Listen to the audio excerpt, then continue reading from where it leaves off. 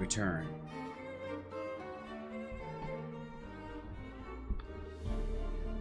And that's why, for one last day, before the end,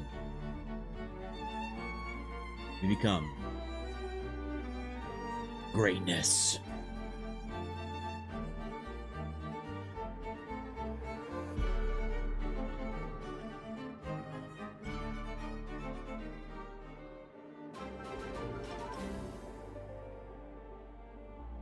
Holy smoly, a hull, not 1, not 2, not even 8, it's a whole 12 months, that's like a year or something.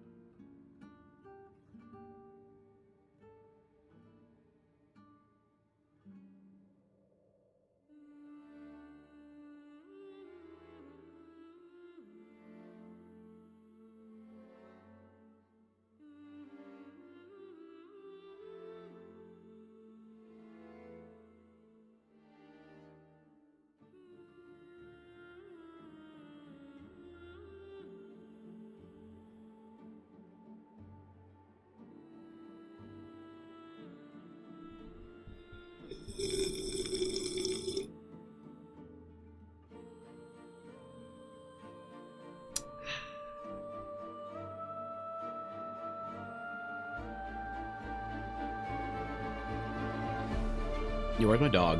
I can't stream without my dog. I'll go find my dog first.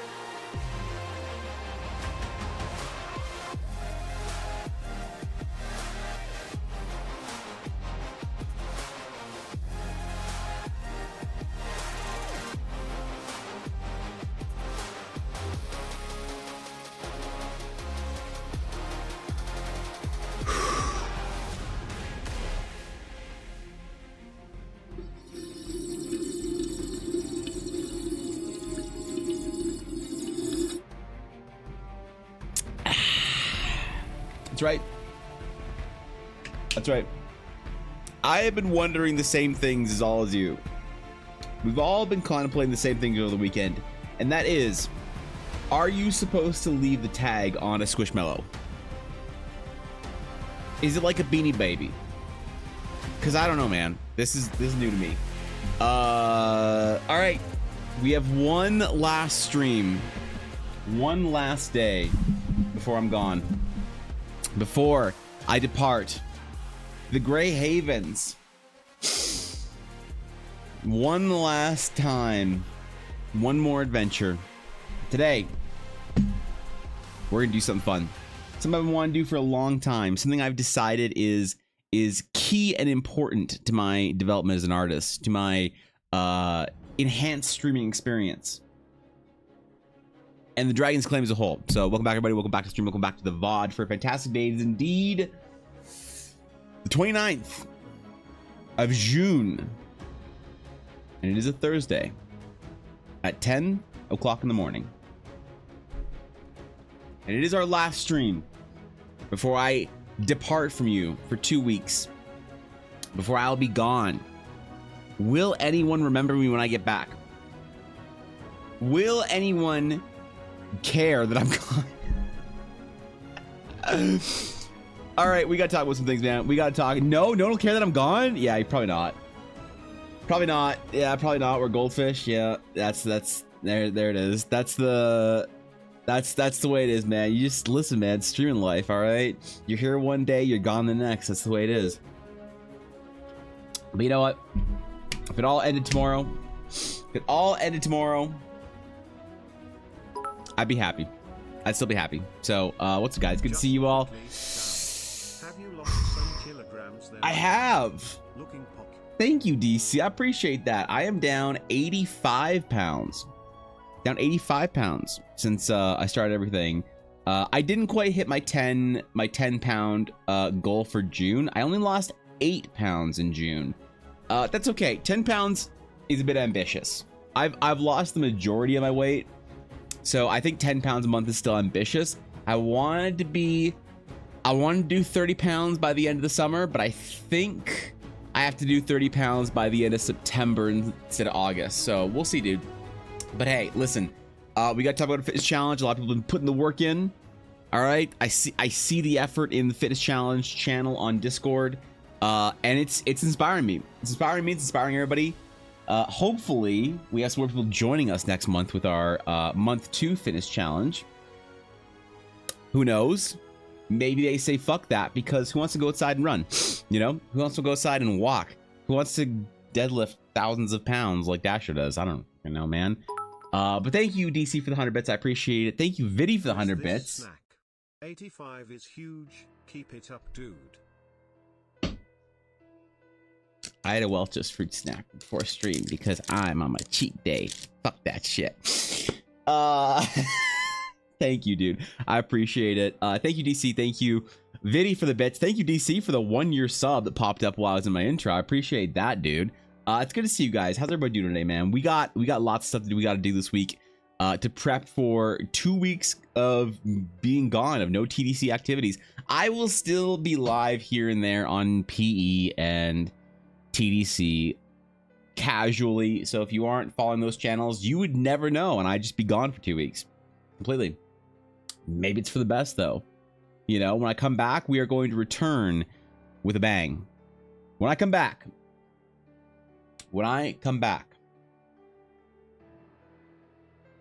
this July, I am doing the very first ever EBA meme subathon. That's right. For every meme told, it adds 10. No, I don't know. We're gonna do a marathon stream when I come back. It's gonna be fun. It's gonna be fun. EBA is Evan Blair Art. It is this channel you're on, Zernov, right now. It is this channel. Yeah. Thank you for the shout outs. Appreciate that, Busy. I'm back under 110s. Lost a good few kilos. I'm starting to gym up on the site this week. That's awesome, dude. Congratulations, DC. That's fuck yeah, bro. Hell yeah. It's so hot. I'm losing so much water weight outside right now. That's what you gotta do, Diddy. You gotta do the water weight, man. You can't be carrying around those extra jugs of water. Just put them down. You're on a camel. Put the water bottles down. Memeathon, yeah, I don't know. It's gonna be fun. I'm gonna do marathon stream when I get back. It's gonna be a lot of fun. I'm going to really explore a new era of streaming for myself. One full of memes, one where I am not taken so seriously as one of the foremost authorities on art and design. You know, it's gonna be fun. I'm looking forward to it. I don't know what we're gonna do though. We might just instead of making lofty goals to actually get work done through the summer, in July on the subathon, I might just say I'm gonna do a lot of work. Although all right, listen, hold on, I gotta complain about this. Can I complain about this for like 5 minutes? It'll be less, don't worry. I got hate from my streamer friends for my timer. They said it's way too long. They said, Evan, you can't possibly add 6.9 minutes to the timer for every sub or 500 bits. I said, why not? I said, why not? Why can't I? What's wrong with 6.9 minutes? And they're like, Evan, you have to do like 5 at the tops. And I say to them, where doth thou meme resteth, if not in the 6.9 minutes? Where dost thine memedom fail you? For this, a summer's day, 4.2 minutes. That's actually not bad. That's actually not bad. We can do 420 minutes. No. I like 6.9 minutes. 6.9 minutes or 4.2 minutes. 4.20 minutes. We could do 4.20 minutes per sub, 6.9 minutes per 500 bits. There, we could do that one. Maybe that'll make my streamer friends happy. I don't know. I got hate, man. I got some serious hate yesterday because I couldn't be live yesterday. We had internet problems where in my area. We knew the internet was gonna be out. So I couldn't stream. That seems really shitty for the last week of streams before, considering I already had to miss Friday. So that's it. Today's gonna be the last stream of the of June, the last stream of my 2 weeks off, or before my 2 weeks off. And today we're gonna do something kind of fun, something I've been wanting to do for a while, something I thought, man, what do I want to do? What do I want to end it out with? I'm basically already checked out. Let's face it. When you go on vacation, the last week of work, you're like, what am I gonna do? And you start any new projects. What's the 0.9 of a minute? I don't know what the 0.9 of a minute is. I'm not that smart. I can't do fractions in my head. Does it look like I have a physics degree? Does it look like I have a Stephen Hawking degree? Okay. 6.9 minutes. That's what it is. I don't know. It's probably 55 seconds. 54. Okay, fuck. God damn it. I was 1 second off. All right, you math geniuses. Atari, what's going on, bro? You home safe? 4.2 minutes, 6.9 minutes. Dealer's choice made at the time. Keep them guessing. It could be. You're right. They just roll it, and maybe they get it, maybe they don't. Maybe they get 6.9 minutes, maybe they get 20 minutes. I could do that. Either way, I have plans for this subathon. We're gonna do a lot of stuff. I'm gonna be live 12 hours a day until the timer runs out. Probably I have at least a week that I can be live for 12 hours a day, and I think that I'll probably start the timer off with 2 or 3 days. And it's kind of a meme because streamers my size can't really do subathons, so it's more of a meme. But it's on my Twitch bucket list, all right, of doing a subathon, because that's what you do when you're a real streamer. And if you know me, you know I like to LARP like a real streamer. So I think that I might be live for like 4 or 5 days, maybe. I don't know. It's gonna be fun though. It's gonna be fun. I wanted to sleep on stream, but I don't think that'll work, man. I don't think that'll work. If I sleep on stream, then the mods have to just play videos on stream, you know? I can't expect my mods to hang out for 8 hours while I'm asleep, just watching YouTube videos and anime without me getting DMCA'd. Let me know if they require my services, assemble spreadsheets, track everything. I will actually, Blaze. I will be calling a meeting for 2 reasons, Blaze. I'll be calling a meeting for 2 reasons amongst the mods while I'm gone. All right, this will be an all hands on deck meeting amongst the mods to discuss 2 things. The first is plans when I get back. The second is who the fuck is losing their mod badge, because we got some lazy ass mods out here, all right? We got some no-shows, all right? I haven't seen so much as a Mendari mod action, as a Sir Cobalt as a no. Okay, listen. We're gonna have a mod meeting. It's gonna be great. It's gonna be good. We're gonna. CJ, aren't you live right now? Are you CJ? Aren't you live right this second? Didn't I see like a going live message from you or some shit on my Twitch just before? Okay, leave Cobalt alone. All right, fine. Cobalt gets go. Listen, you're not really. Didn't I see a fucking going live message from you on my Twitch this morning? Am I crazy? Am I delusional? Was that like a different day this week and I just thought it was this morning? Does that ever happen to you where you like somebody sends you a message or something happens or whatever and you're like, oh, that was this morning? Turns out that was like Wednesday, you know? Because I could be, I don't know, man. Set up your sleeping bag behind you, make it weird. I could make it weird. You know, I watch your stream all the time, CJ. What are you talking about? I love your stream. You're one of the best D&D streamers we have on the play. Well, I only like to qualify people with D&D streamers because like I always hate people say like, oh, he's a great D&D artist. It's like, I'd like to be a good artist, thank you. But it is like, you know, you say like, oh, great D&D streamer. It's like, okay, well, what about just general streaming of it? Yeah. So, you know, excuse my qualifications there, but yeah, you're one of my favorites. What are you talking about? God, Ashley, we need the VIPs to take over. We need to have the mods versus the VIPs have a meme battle. Who would win? Who's funnier, the mods or the VIPs? That's actually a question, man. Cobalt does so much mod work. Cobalt does. Cobalt's built this stream. Without Cobalt, I wouldn't be here. So that was Lucky Tuesday. Was it the last time I was going live, which was on a Tuesday? Is that it? Best D&D cosplay stream, CJ some days. CJ every day. What are you talking about? You're amazing for a D&D artist. I get that, dude. I get that. You're like, wow, you're really great D&D artist, Evan. And I appreciate it. Never complain about a compliment. Except when people say, you know what? You know how I know if somebody is automatically over the age of 47 is if they compare my art to what they can do. That's an instant. And people who are like, because to them it's a compliment.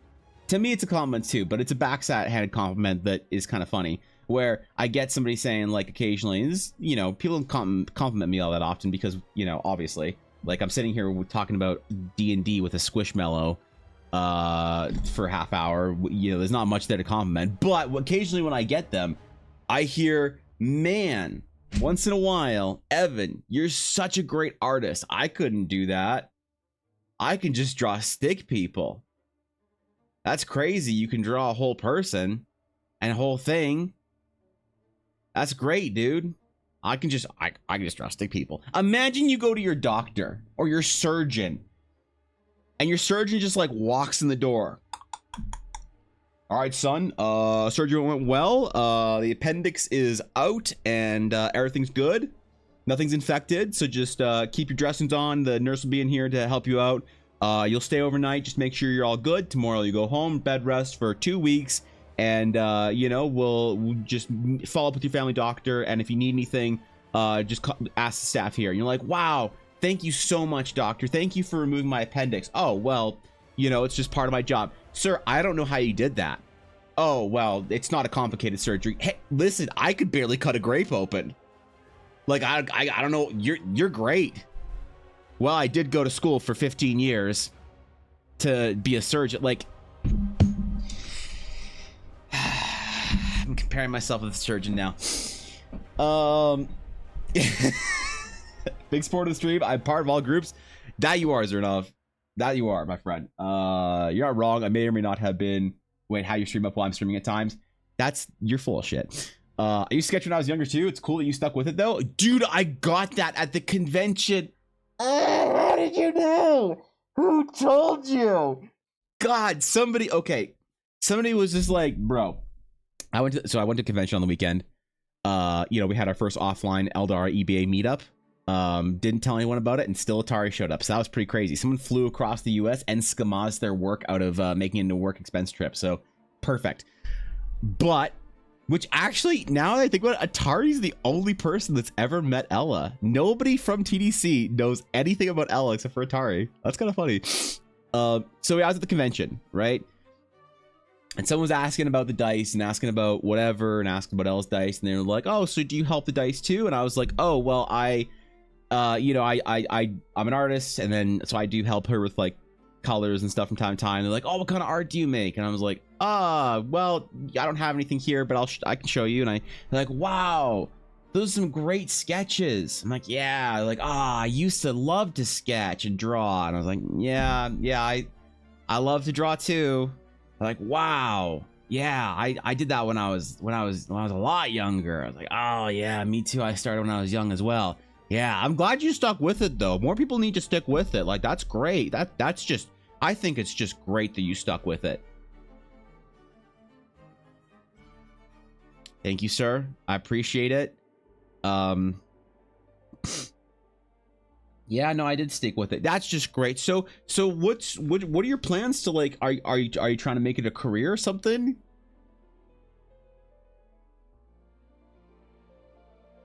Yeah, I'm trying.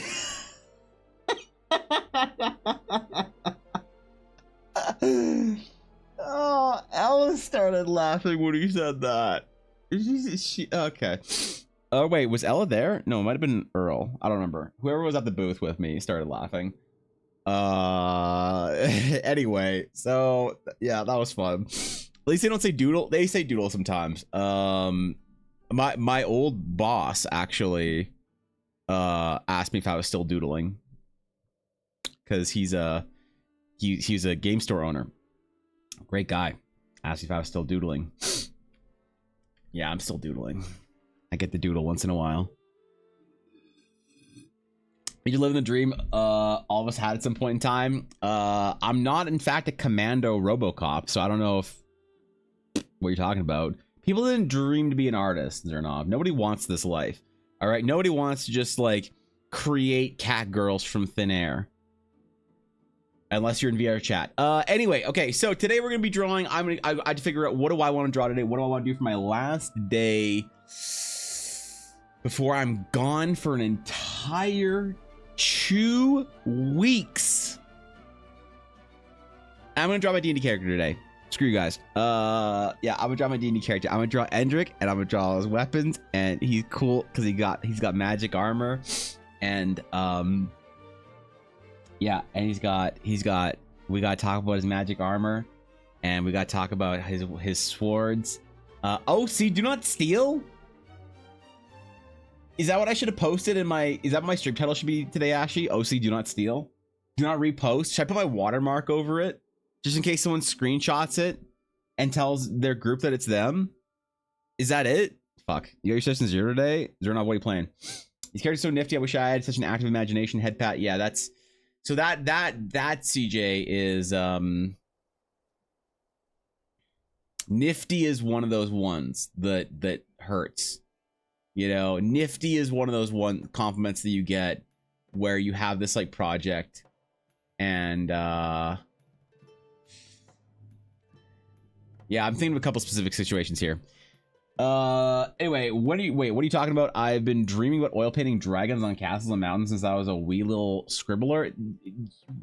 Venus, you're broken. What do you mean? You're not the normal.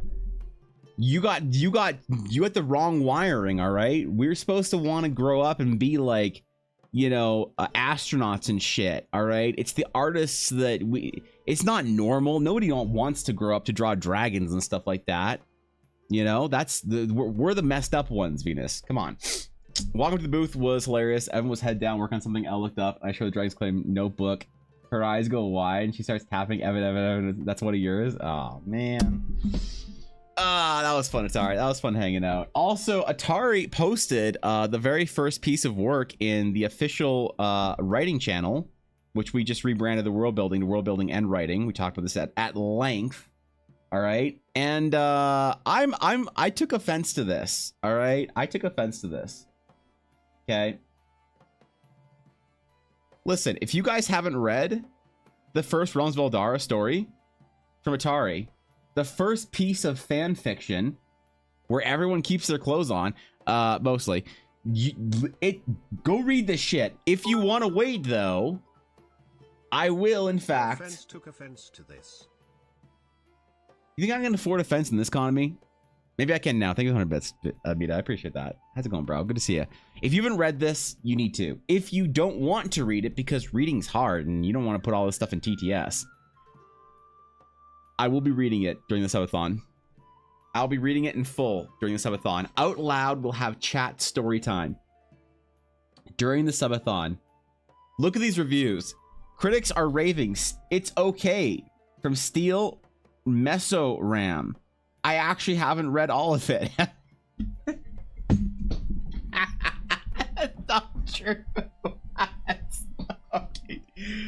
All right, listen. Also, over my break, I'm gonna post my first like short story for Eldara. Okay, I'm gonna post my first official Tales from Eldara for you guys to tell me how bad of a writer I am. So that's gonna be fun. I don't know who's looking forward to that besides me.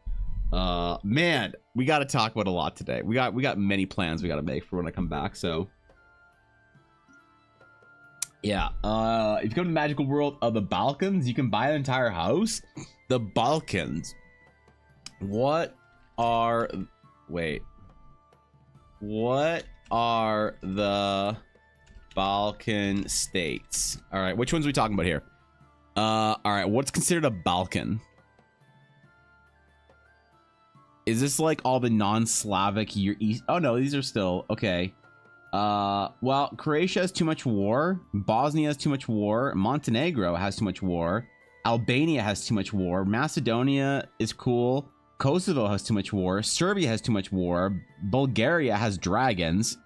Moldova isn't real, and Romania. Well, I'm kind of Romanian, so I'm down. That's your TTS. That's you saw the moment and you're like, that's the one. That's the okay. All right. What do you think? What do you think, Zernov? What is the best Balkan state to move to buy a house? What do you think? You remember Montenegro that you drew for me that is the Balkans? Right. Right. Of course. Of course. I remember now.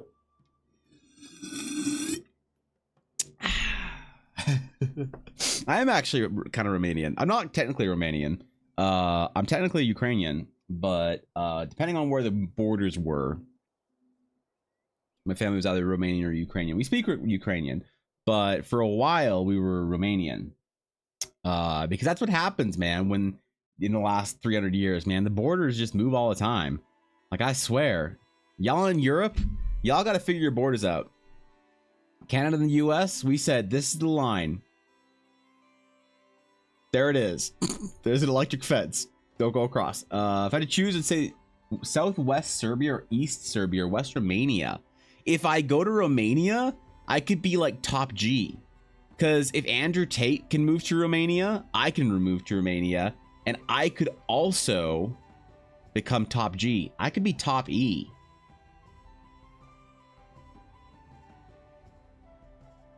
I never thought about that. I could shave my head and get some sunglasses. Fuck yeah.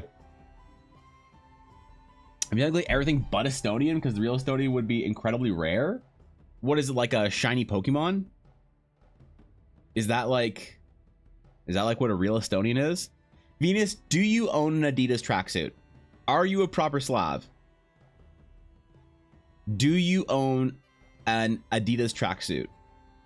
Because you can't be an artist from a Slavic state without a tracksuit. You do? Okay, all right, guys. Venus will be okay. She's gonna be a great artist when she grows up. She's gonna be well known all from Belarus to Spain. She's gonna be world famous. She's already skilled enough to be. So, what's up, Mel? Good to see you. How you doing? And you're objectively better than Andrew Tate, but is top E better than top G? I don't have a Bugatti though, so I don't have a Bugatti. He's got that. He's got a lot, man. He's got a lot on me. He doesn't like. He's got the Bugatti. He's got the watches. He's got the cigars. His brother's jacked. My brother's getting fat. Like it now. Consider my brother just had a kid. Okay. But I still think it's funny that I've always been the fat one and he's always been stick. And now he's getting a little chubby because he's getting his dad bod. A, and I'm going the other way. Roll for Slav check. I'm not doing that. I'd have to get 100. So, yeah, he won't either. Oof. Oof. I always think that she's a gangster when I see my great grandmother in her velour tracksuit. Your great grandmother wears a velour tracksuit.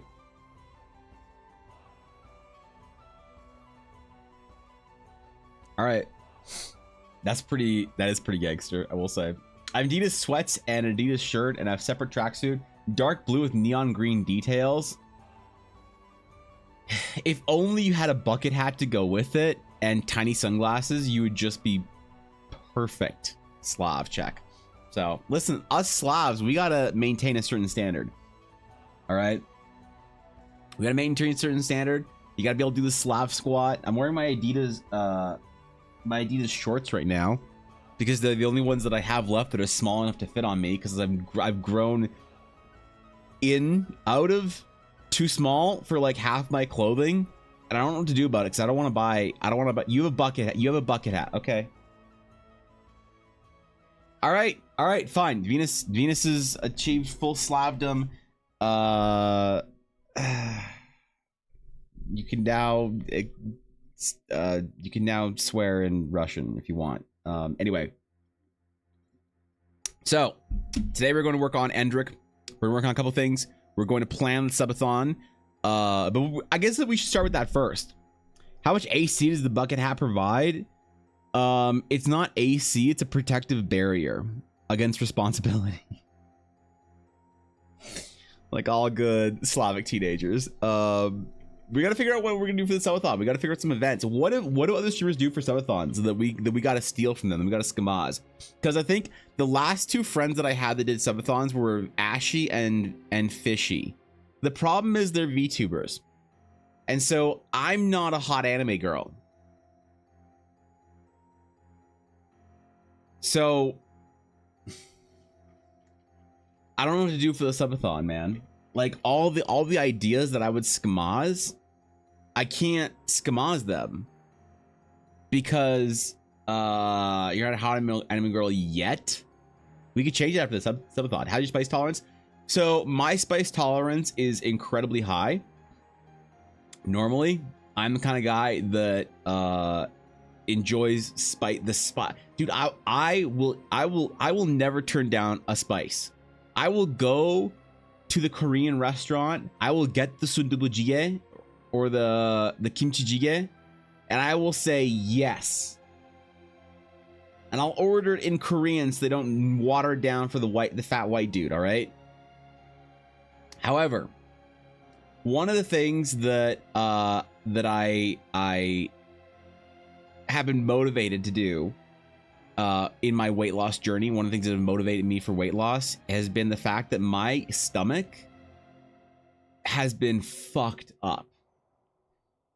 It's been fucked up. And so I can't eat almost anything interesting right now. I actually haven't talked about this on stream yet, like at all. But I've been suffering over the last like couple of years pretty greatly with heartburn and with stomach related issues, to the point where I can't have anything with spices on it. I can't eat a lot of herbs. I can't have anything that can remotely cause heartburn, or else I have these awful attacks. It's just it puts me out for weeks literally. When I have one of these like heartburn attack thingies, and it's the worst. And so I can't have onion or garlic. I can't have spices. I can't have alcohol. I can't have like too much sugar. I can't have a lot of things right now, which fucking sucks. So I would love to be able to do a Evan like eats the spicy Dorito or something goal subathon thing. But if I did, I might actually end up in a hospital right now.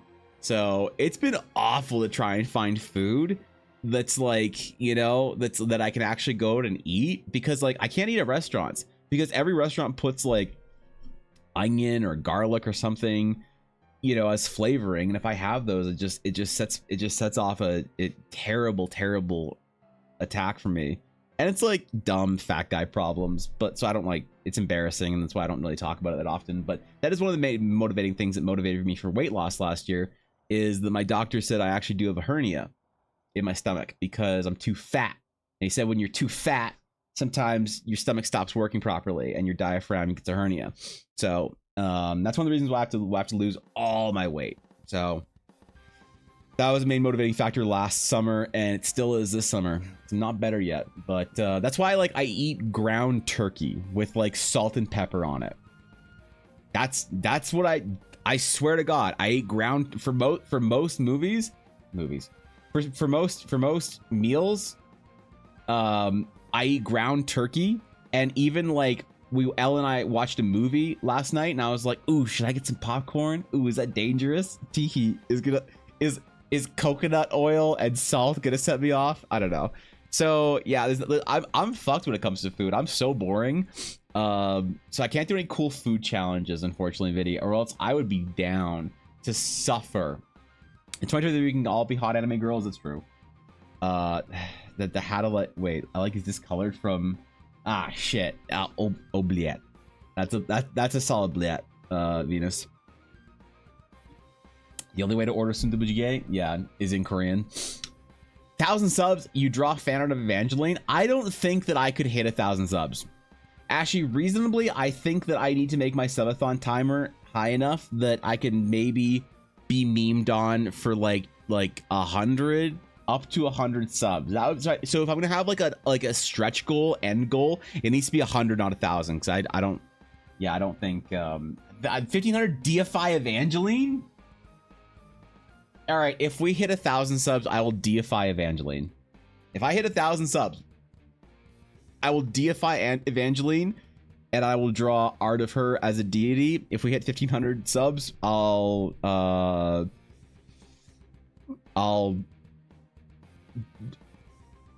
draw her lewd. I don't know. I don't know, man. I gotta ask your permission first. But yeah, if I hit 1,500 subs, I will draw hot Evangeline X galactic goldfish, because her Brad's less wholesome than yours, actually. Dojin uncensored NSFW art. There we go. Potatoes and homemade patties, please. Yeah, that's fine, Venus. Let's put those spicy noodles away. Yeah, unfortunately, I still have a pack from like 3 years ago when I could still eat spicy food, Viddy, that I've been saving, and they're so expired. But oh boy, when I am like healthy again, hopefully, I don't know, I hope this is not my rest of my life, is that I'm just supposed to eat boring food.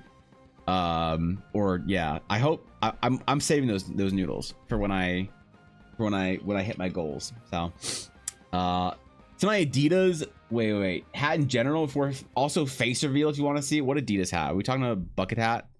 We got our bucket hat. That's your Adidas hat. That is so okay. Listen, Zerdog, this right here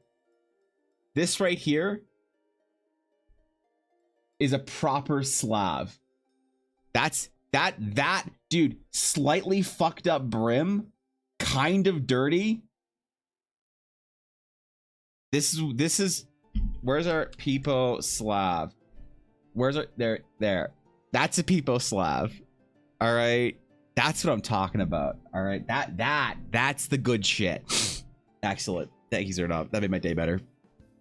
If you cut off your legs, that's like 50 pounds right there. Bam, you're at your goal. For me, that'd probably be like 100 pounds. True. So, I only actually need to cut off one leg, and I'm good, bro. I'm good. You know?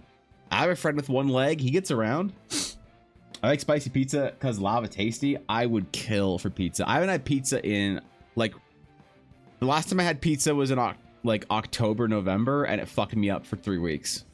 I haven't had pizza in so long. I miss it. I miss so much food.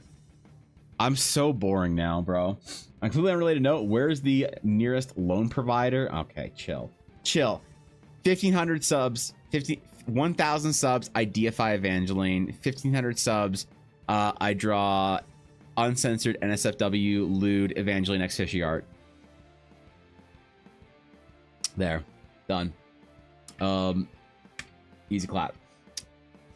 Now the player has been the main driver for the narrative of my campaign. Is dropping the campaign sucks. Wait, what? Dropping it without you guys finishing it or anything like that? What better do they have to do, Mita, than play D&D? Like, what's good? Okay, that's disappointing. I'm sorry to hear that. Time for some blackmail. I'm telling everyone I know. About what? Chill, Saffron, chill. They quote aren't vibing with it anymore. Oh no, they're breaking up with the D&D group. They're breaking up with the D&D group. It's not them, it's not the D&D group, it's them. Oh, that's rough. That's rough. I'm sorry to hear that. It's okay. There's plenty of D&D players in the sea. Your D&D group deserves better. I don't know. Eat Balkan food, you get an automatic 30 plus pounds, but you get happiness in return. What is your favorite sort of, what is good Balkan food? All right. I am, you know, familiar with the Eastern and the Northern Slavs. I'm not familiar with Balkan food. What do you think is the thing to go to for like your best Balkan recommendation here? What are you talking? What are you thinking? What do you use a $7,500 loan for documentation purposes about to change history? Okay. Listen.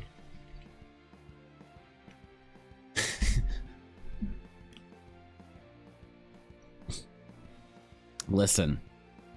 Despite what you think you need in your life, Viddy, it is not Evangeline X Fishy Ludes. All right? Maybe 2,000 subs that I can get Ashy to break her wholesome brand.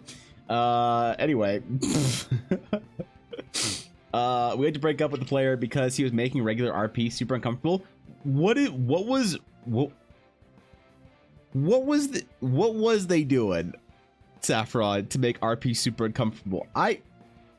Maybe I don't want to know. Maybe I don't want to ask this. Maybe this is a mistake to ask, but you have to understand the curiosity behind that question that it spawned is, you know, it's something. So I'm curious.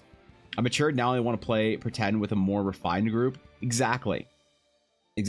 I play pretend with my players, and they are all adults who are classy and well educated, mature individuals.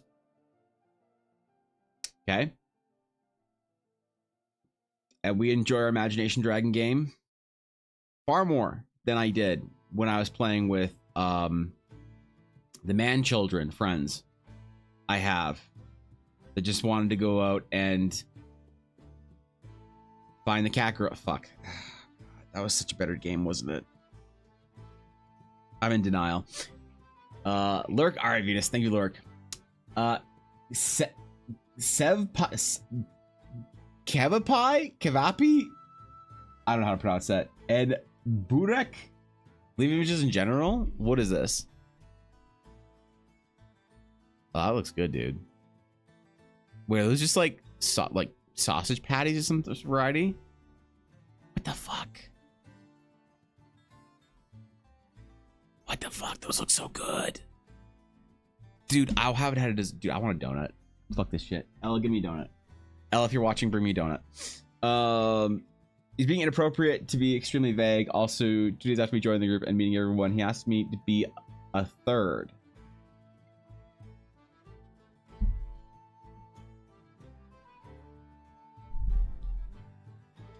Now, without asking for clarification on what a third means, I'm just gonna use my imagination. Upon re-entering this space with my imagination, why wasn't that an immediate kick from the group? Just, if that was an immediate kick from the group,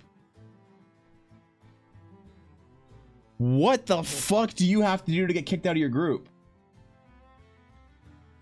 Holy shit. We always play with Diamond, Elo, Imagination Dragon players. I'm going to start actually assigning ranks and Elos to my players. I'm gonna start assigning Elos to them just to make them kind of uncomfortable. No, you know? Thank you, Ali. Thank you for the 29 months. I appreciate it. Thank you, Misprint, for the gift sub to Saffron. Both of you have a question. Why the fuck are you subbing or gifting subs when I'm gonna be gone for 2 weeks?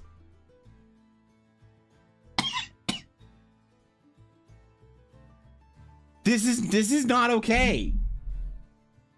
Thank you, Eiley, for being subbed for 29 months. You get to keep your mod slot. Yep, congratulations. Thank you for that. Misprint, thank you for the gift of Saffron. I appreciate it. Thank you for saving Saffron from Mad Hell. There you go, dude. I appreciate that. Thanks, bro. Thanks, bro. Yeah, wait. Does an ELO D&D system mean we got placement matches? Yes, you have to get your placement matches for D&D. I can only assign my own players their ELOs. Actually, I think I'm gonna assign you based on your stories. I'm gonna assign you High Masters. Yeah, High Masters. You're not quite into GM, but you know, GM is all rigged and botted anyway, so you're about as high as a player can go without botting. How would I rank my players? I would rank my players. I would say Ella is high diamond. I'd say Dashto is high plat. Jackie is mid plat. And I haven't played with anyone else long enough to actually assign them a rank. Yeah, we got some plats and diamonds in here. They're doing pretty well, but you know, they can watch the replays and improve on some of their yeah, I don't know. Now I disappeared into the abyss again. Why do you just you can't just disappear into the abyss? Eiley, I'm gonna be gone for 2 weeks. And that's all. Okay, that's fair. That's all. All right. Bye, Eiley. Bye. See you later. Papa Ash's question: how many placement matches do we need to get ranked? With me, it needs to be 3 placement games. Yeah, if you want rank with me, it's 3 placement games. So, you know, good luck. You don't have to win them; you just have to perform them. So, Eiley's on a trip and isn't home right now. Why is Eiley in my stream then? And thank you, Misprint, for the gifted sub to Zernov. Thank you, dude. I appreciate that, Misprint. Holy shit, 120 gifted subs. What the fuck? Thank you, bro. I appreciate that. Holy fuck. That's a lot. God damn. Thank you, dude. Holy shit. That's time to brush my macro gaming. Yeah, you gotta have good mechanics. You gotta have good micro and macro gameplay. As far as like D&D player goes, the highest rank you could probably achieve on placement is like high diamond, low masters. We typically don't place into masters. You have to like rank up into masters.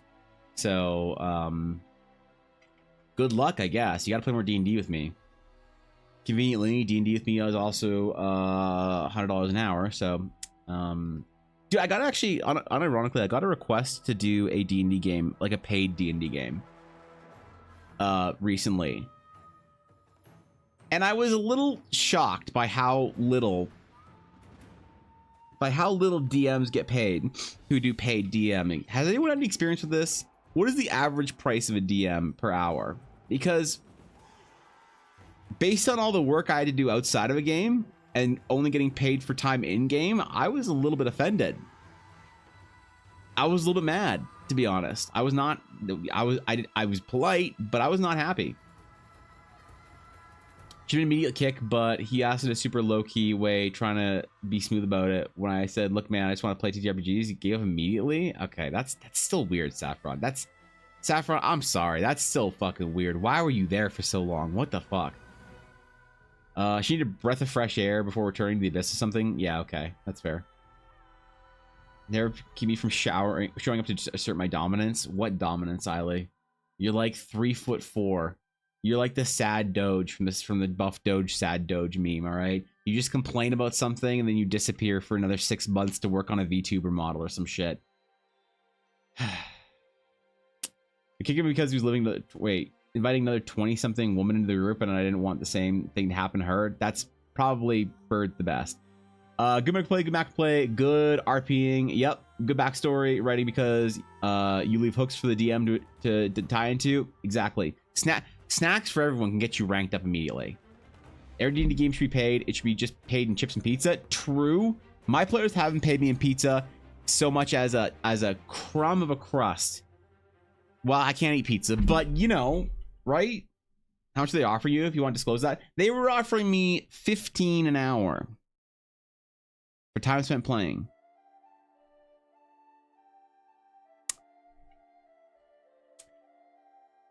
If that sounds weird, and you're like, okay, well, it's fine. 15 hours to play D&D, like, I get it, you know? The problem is they wanted me to build an original campaign for them. They're like, hey, can you run like a 2 to 4 month campaign for us? with like an original story, and we'll do like 15 hourly, so it'll be like about $60 a week, so like $240 a month for 4 months.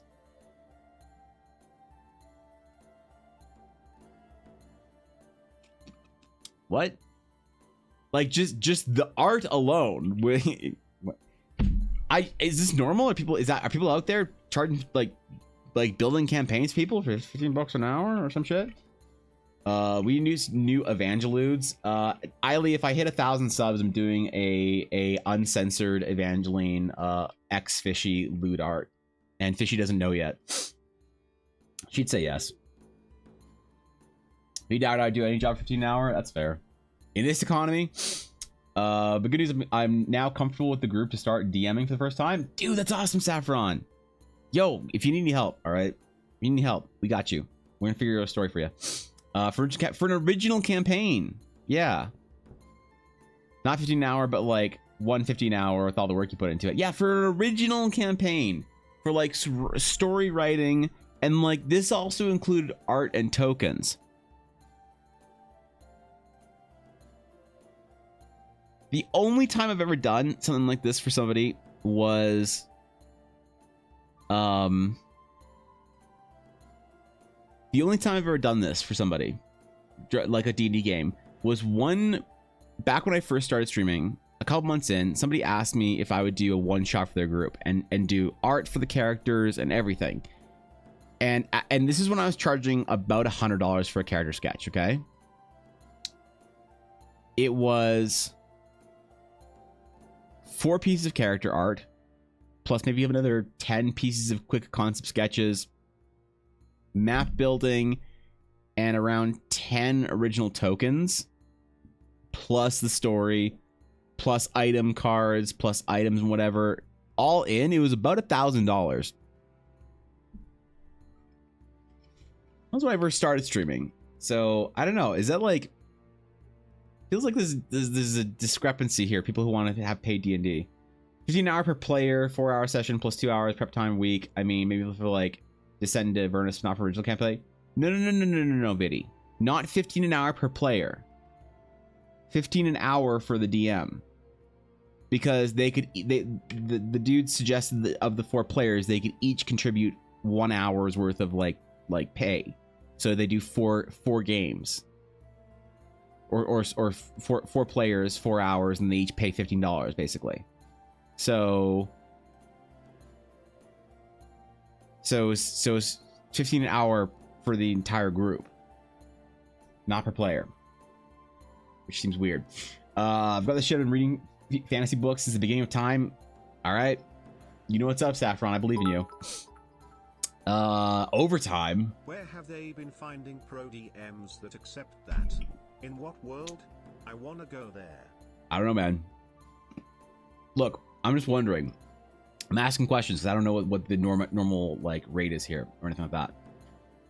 Well, starting by running the Wendy's module for the Regency campaign. I'm currently what was the Wendy's module? I remember. Wait, was that actually a thing? I thought KFC made a thing, not Wendy's.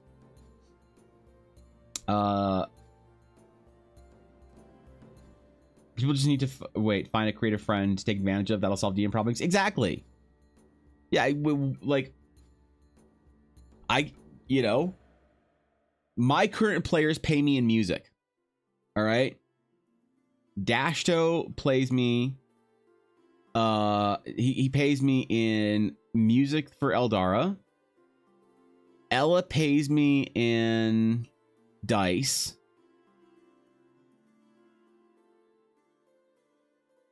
Am I working for free from my other freeloading players? Bastards. All right. Well, they better start sending me dice or music. No, paid DMing is not something that I really want to get into. I've gotten a lot of offers for it, but paid DMing on a casual scale is rough because what if I really don't like my group? That's an issue. What if my group sucks that I'm getting paid to DM for? then how much? Where's the like compensation bonus for annoying players? Right? Hey, you in Slavic, Rakija, and Moonshine. Okay, yeah, right, got it. Yeah, that's fine. That's fine. Yeah, Moonshine's good too. Pay DM in art and excellent note taking in case they forgot stuff. I get none of that. Do you guys take notes for your DM? Is this like, am I gonna start airing my abuse story or whatever? Is this like my moment where I talk about how my players never take notes in my game? They never take notes. They never remember a single play or NPC's fucking name. They hardly remember where they were last game. At the start of my game, I always say, okay, so where'd you guys leave off? And they always say, I don't know, Evan, where'd we leave off? Is this like, you know? Is this a thing? One pro DMs I know, I know Matt. Matt's great. Charges 140 per session for 4 hours for 4 players, plus 15 per additional player. That's interesting. As a DM, can you use it against them? Probably. I hope so. I'm about to write a best-selling tell a tale of the horrors of DMing.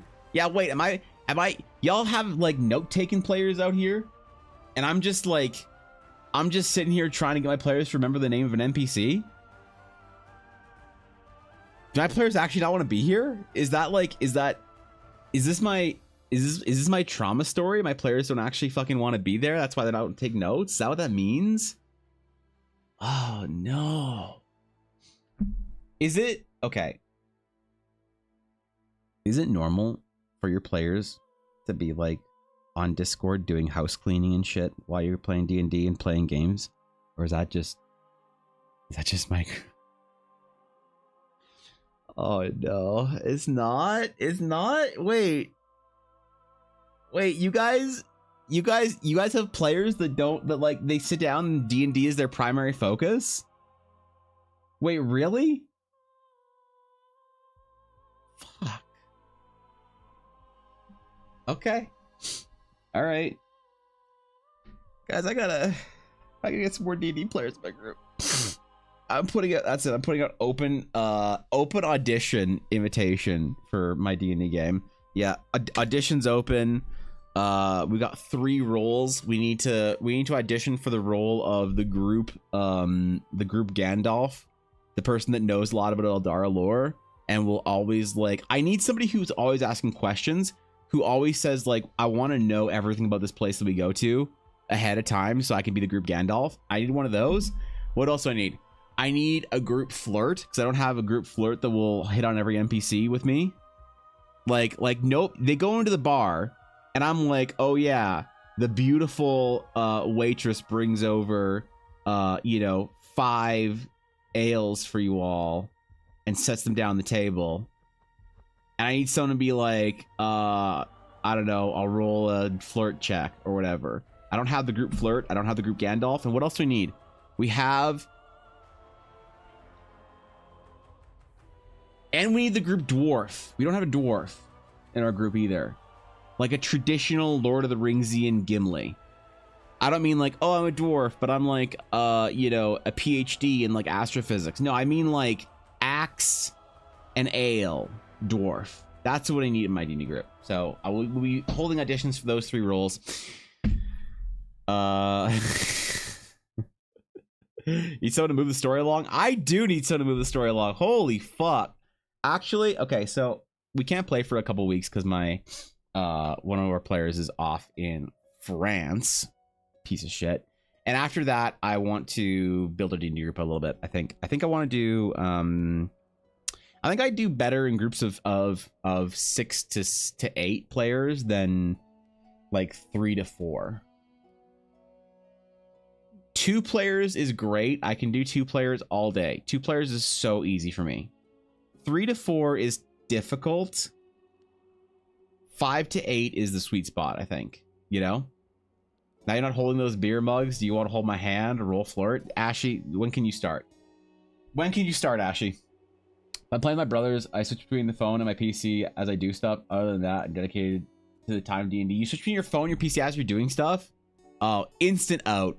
Instant out. I said, all right, I told my players, and I probably tell them again, that the second I hear someone on Discord on their phone, we're ending the game. session. Right, the session ends the second I hear Discord from phone. It's over. It's not happening again. I'm not dealing with this anymore. I have decided to love myself enough as a DM to demand that to demand more from the people around me. To demand they love me too. They love me enough not to use Discord from their fucking phone. What if the computer dies though? That's never the case though, Bizzo. All right, that's a lot of players. Great for story RP, hard keeping combat moving. No, I've never had a problem with large groups for combat vidi because I put a lot of pressure on my players to maintain a pace in combat. I think it's more fun when combat doesn't feel like this big like tactical battle tech thing. When combat's just like an ARPG kind of thing. Like, all right, boom, what are you doing? What are you doing? Let's hear you. You're up next. Figure out what you're gonna do. You know, I will pressure people to make their decisions a lot faster in combat so that it feels more like a flowing event as opposed to like you turn the flashlight on one person at a time and watch them all do their stuff, and then you go around to the next round. So I have combat go super fast in my groups. Combat slows down for me at around 10 players. But I think I run combat for 6 around as fast as you could run combat for 4. Maybe a little bit faster, to be honest, but I don't know, because I don't play with a lot of like players in different or at the same time. So for the role of Gimli, I'll give you my dwarf Malmec Wolfsbane Berserker Barbarian. That's pretty good. Does he have an unnatural fear of water or anything else that's not underground? Because that's important. All right, you need to have the stout D&D, you know, Gimli dwarf that doesn't like water or some shit or can't swim or something like that. They just want to be underground or on the ground. So for your notes in general, wait. Guys, there is stream topics, just so you know. There is stream topics for stream stuff. All right, hold on. We're gonna rate these notes real quick. What do we think? Love interests. Finster shopkeeper. Yes. Self-love. Appreciates all. Kind of a sucker. These are good notes. Let's see. Full page. Paragraphs. We got lines.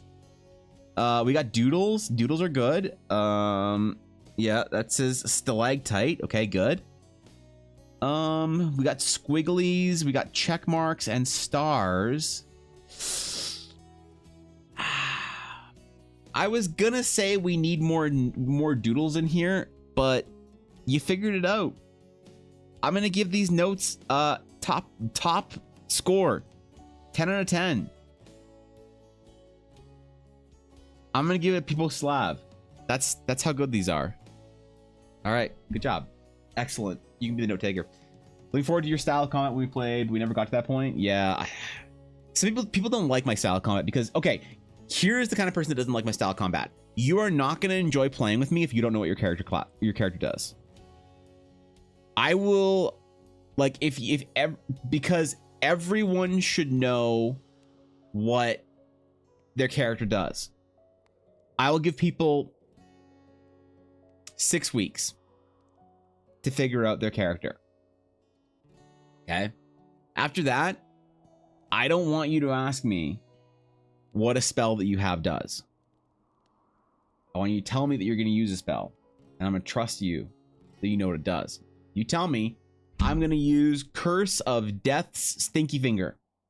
It deals 1d100 stinky damage. I'm going to say, crazy, man. Let's roll it, dude. I'm going to trust you.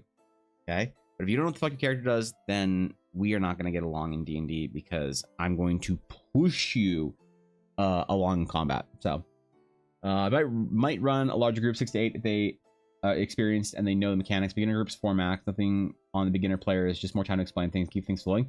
That's interesting. So, Vidi, I actually prefer running beginner players in large groups because I think that one of the best ways that I've seen beginner players learn is by being around other players and not having a whole lot of pressure to do things. Maybe that is the type of player that I played with. I think you can do both. I think definitely if you're willing to, as the DM, take more time and like stop the game and explain like as you're going, I think definitely, yeah, smaller groups is great. But I've had a lot of success in big groups. So sometimes I think that it's a matter of trusting your more experienced players to just like lead by example with the youngins. But sometimes that does get, if the other players aren't really in tune with that, then it is a problem. And yeah, I've seen that not work too. So how about a dwarf that plays bagpipes called Gobsmack Tubeman? I am not allowing any bagpipe playing characters in my game. Sorry. Yeah, the only pipes you're allowed to play are the Julian pipes. So, you know, not bad. You've unread DMs. My OCD is killing me. This is me having spent a couple of hours this week replying to people. This is me replying to people like a lot. I have a whole bunch of DMs in here of people that I haven't replied to and just didn't mark as unread because I was dumb. So yeah, no, that's the average day, unfortunately. Dwarven throwing weapon, then he loves to drink. Does that help? That does help. That does help. The bagpipes things is because I have trauma from a character that I had to drop bagpipes for. So I agree. I don't think you can mentally handle that anymore. That's fair. That's fair, Vinny. That's 100% fair. I'm a bitch that knows all the rules. Good. You should know how your class works better than I do. I am not a rules heavy DM. I am not a DM that can quote the DMG front to back, left to right, up to down, inside and outside. I am not a Matt Koval. I am not a Matthew Mercer. I am not a Christopher Perkins. I am none of those gentlemen. I am simply a storyteller. And why would you learn the D&D rules cover to cover and be to the point where you can quote them when you could spend that time drawing dragons and shit? So, unless I have played the class recently, I have no idea what the class does. You could tell me, bro, monks have this crazy thing where they jump in the air and they like spin their arms really fast and they can fly like the Sith Inquisitors from Star Wars. I'd be like, no way, dude, that's rad. Yeah, so I need to get a DC 12 and I get a plus 12 to it. Oh, really? I rolled a natural 1, but that's 13. I'm like, that's crazy. You make your DC check. Yeah, man. So now I have a flight speed for the rest of the encounter. I'd be like, oh, that's so cool, bro. But if I find out later that a player was wrong, I found out later that a player did things, and I said, hey, does your spirit weapon give you advantage? Yeah, it does. Oh, so it gives you flanking when you're with your spirit weapon? Yeah. Okay. You sure? Yeah. Oh, okay. And I find out later that it doesn't, which it doesn't. Ooh, boy. Oh, it's going to be a thing, man. We're going to have a conversation. We're going to have a conversation, bro. And I'll enjoy it. You'll enjoy it too. What am I talking about? I'm never mean. Every show I've been watching and enjoying is done for a while. Not a single new season until 2024. What are you talking about, Venus? You need to start watching more anime. Accordion playing dwarf with having an NFL cap that he drinks out of is funny AF. You could play an accordion playing dwarf. I'd allow it. Not the bagpipes, though. Unfortunately, not the bagpipes. The bagpipes are right out. Unfortunately, I had somebody want me to draw their bard for them. There were bagpipes. There were other things. It was a whole. Listen, it was a whole thing. I won't get into it. It was a long time ago. After that project, I stopped accepting furry commissions. So, I asked for citations at that point. To be honest, yeah, I guess it depends on the player. Like if it's an experienced player and they tell me how something works, I'll just trust them. But if it's a new player, they tell me how something works, I always like go look it up after the game. I'll believe them in that moment. I'm not gonna like call them out, but I'll go look it up later and be like, hey man, just so you know, bro, that's not the way that works. So in the future, when you try and do that again, you have to roll to see if your character is attractive enough. Yeah, you can't just automatically seduce the queen. So sorry, bro. Yeah. You do not have enough net worth. Sorry, man. That's the way it goes, though. What did bagpipes ever do to you? DC, where are you at? Where are DMs? Oh god, what the fuck is your name on Discord? There you are. Let me send you something, DC. Let me show you what bagpipes ever did to me. Let me show you a character that I had to draw once. I'm gonna DM it to you. I'm gonna DM it to you. Artwork, commissions, 2021. Where is it? Oh yeah. Yeah. DC, let me show you what bagpipes did to me. That's the last character I had to draw with bagpipes.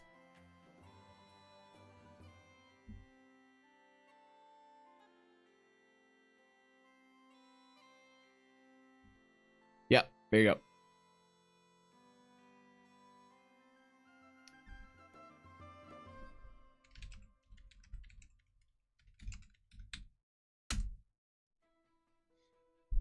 So that's why.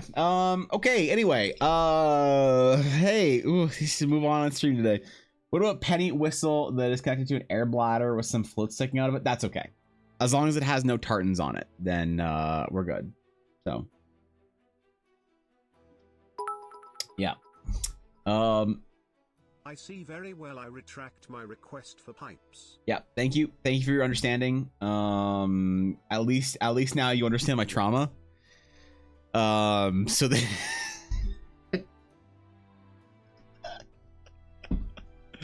it's a piece that nobody's seen because I never posted on social media. I had a problem when I accidentally memorized too many rules and spells, so I bought a Cobalt Press spellbook to share with my group so I can be surprised. Perfect. Perfect. You know? There you go. You're thinking of the group, Saffron? Easy. Yeah, I think the mods know.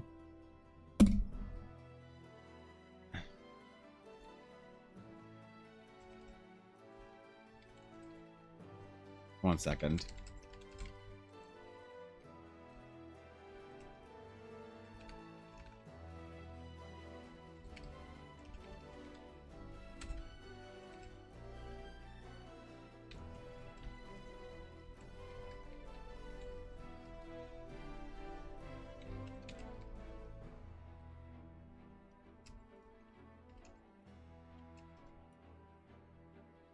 Yeah.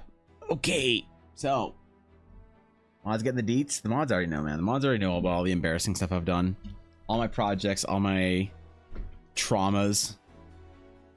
The mods already know about all that stuff. They have to know about it because if they don't, then, you know, yo, what's up, Hamo? Dude, thank you for the sub. I appreciate it. Thank you for the 19 months. What the fuck? Bro, you can't just resub casually knowing that I'm gonna be gone for fucking 2 weeks. What is this? I appreciate it, but I honestly feel really bad about seeing subs today because, like, I'm gonna be gone for 2 weeks. Like, chill, guys. If we don't, how we torment him? Okay. Listen. Listen. When I get back from my break, we're gonna have a new era of moderation in TDC. The mods are all gonna be positive. What's the Pepe forced smile emote? Fuck, I forget what it is, but that's what the mods are gonna be. Only positive. We're gonna have nothing but positivity from the mod squad. There'll be no bullying.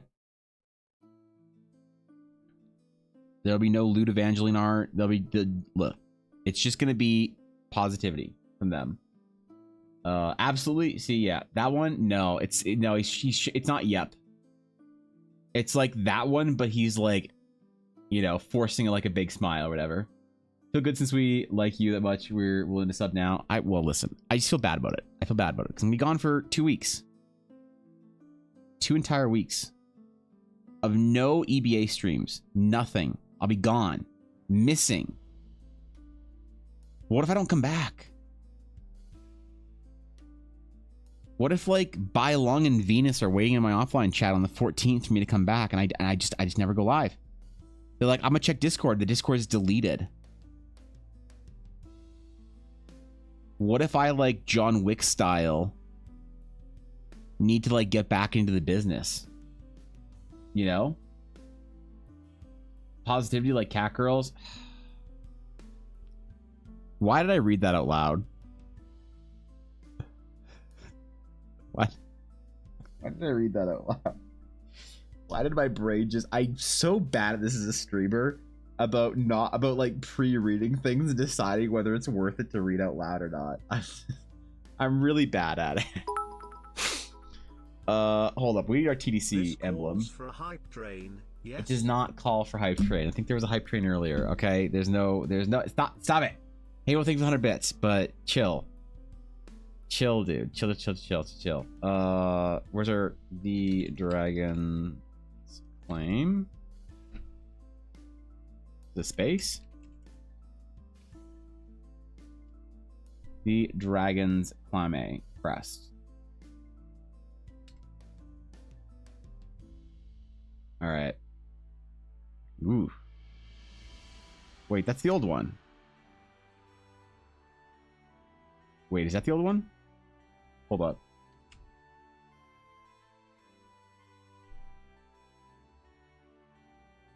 It's not the old one.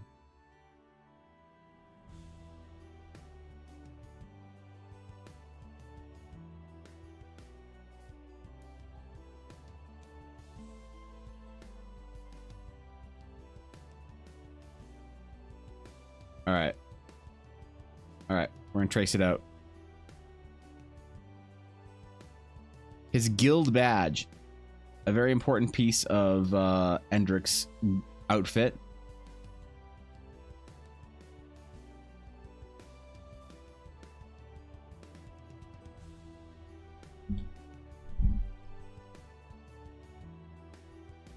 Because you know what? I deserve to be able to draw my own D&D character too. Reminds me, I need to start my piece and have an idea that I can remember. Wait. Starting with rendering the Titan pieces kept getting very messy edges. Wait. For your Eldar Academy piece? What are you talking about, Venus?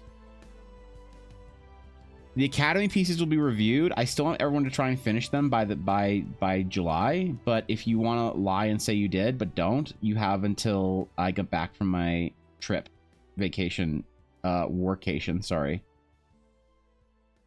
To make me think that you did it in time. So you have until the 14th to fix anything up, but I want to encourage everyone to be finished by then. So no idea why you read that out loud, but I'm glad you did. I'm so bad at it as a streamer, Saffron. All good streamers should pre-read everything they read out loud. You know? But I'm trusting, dude. I trust the members of TDC. So I just read shit. Fortunately or unfortunately. And that leads to situations like this one, where I'm questioning my decisions in life. I mean, the Academy piece, okay. Well, you have specifically 1 day left, Venus. You have 1 day left for the Academy piece to be on time.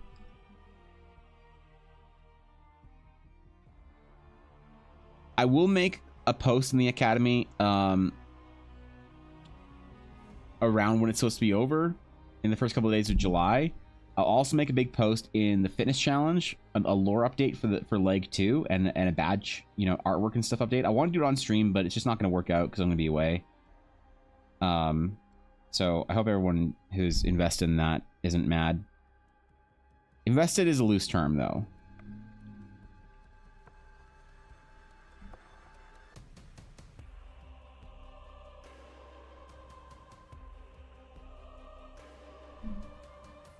Okay.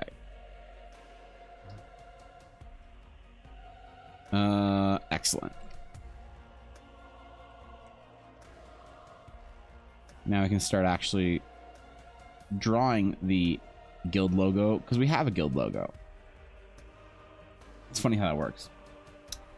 Guys, talent drawing stop making me jealous. I'm sorry, Zernov. You can be a master artist if you wanted to. One day, Zernov, if you put your mind to it, you could surpass everyone you know. You could surpass me in a year of conscious effort. You could be the greatest artist that anyone who knows you has ever known. I believe in you. Not the old one. The new one is in the library, right? Yeah, the new one is in the library. Actually, I think they both are, aren't they?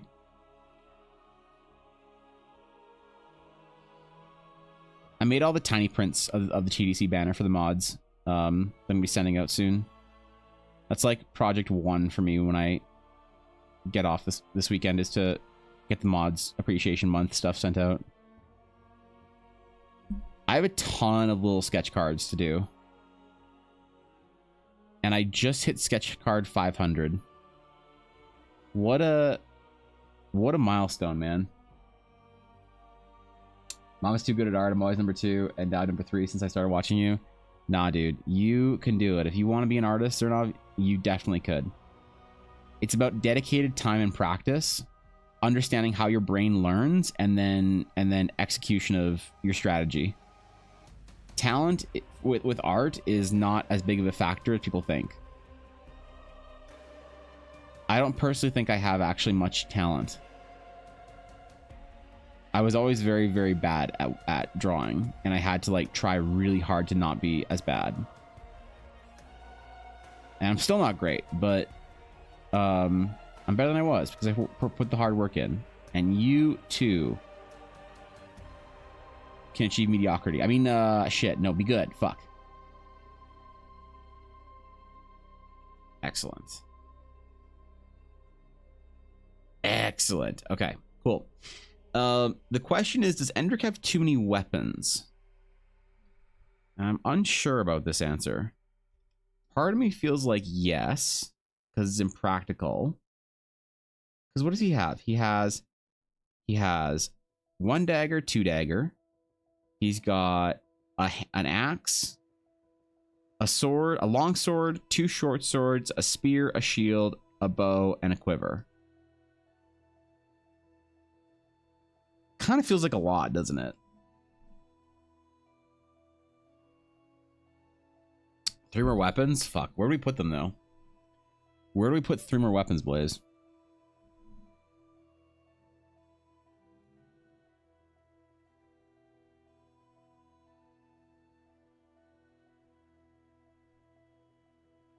Because we could, I don't know. Where do fighters keep all their weapons? Every single one of you has played with a player, or maybe you are that player, that has been a fighter that's always had weapons. Your fighter's personality is always having weapons. Everyone has played with that player. The question is, where does that fighter keep all their weapons? Balance on his head? Does he have counterspell stick? He doesn't have a counterspell stick.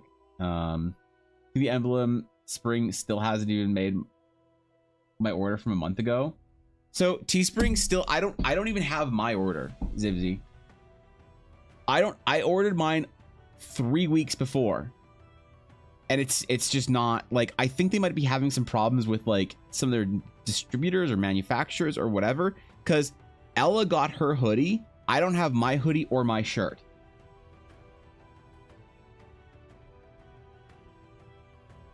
Like, I will switch, like, they've been good, but with the new TDC stuff in the last couple of months, a bunch of us are sitting here being like, where's our shit, Teespring?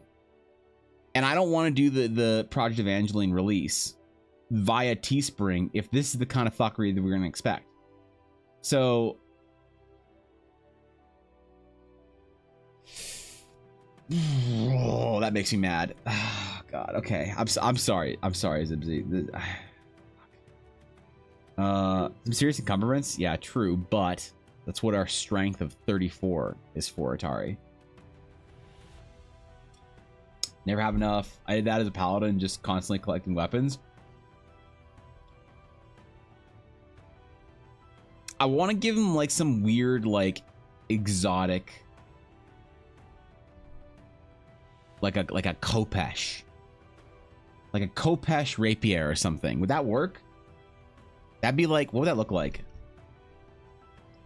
That'd be like a normal rapier. Oops. All right. You got a frilly little handle thingy.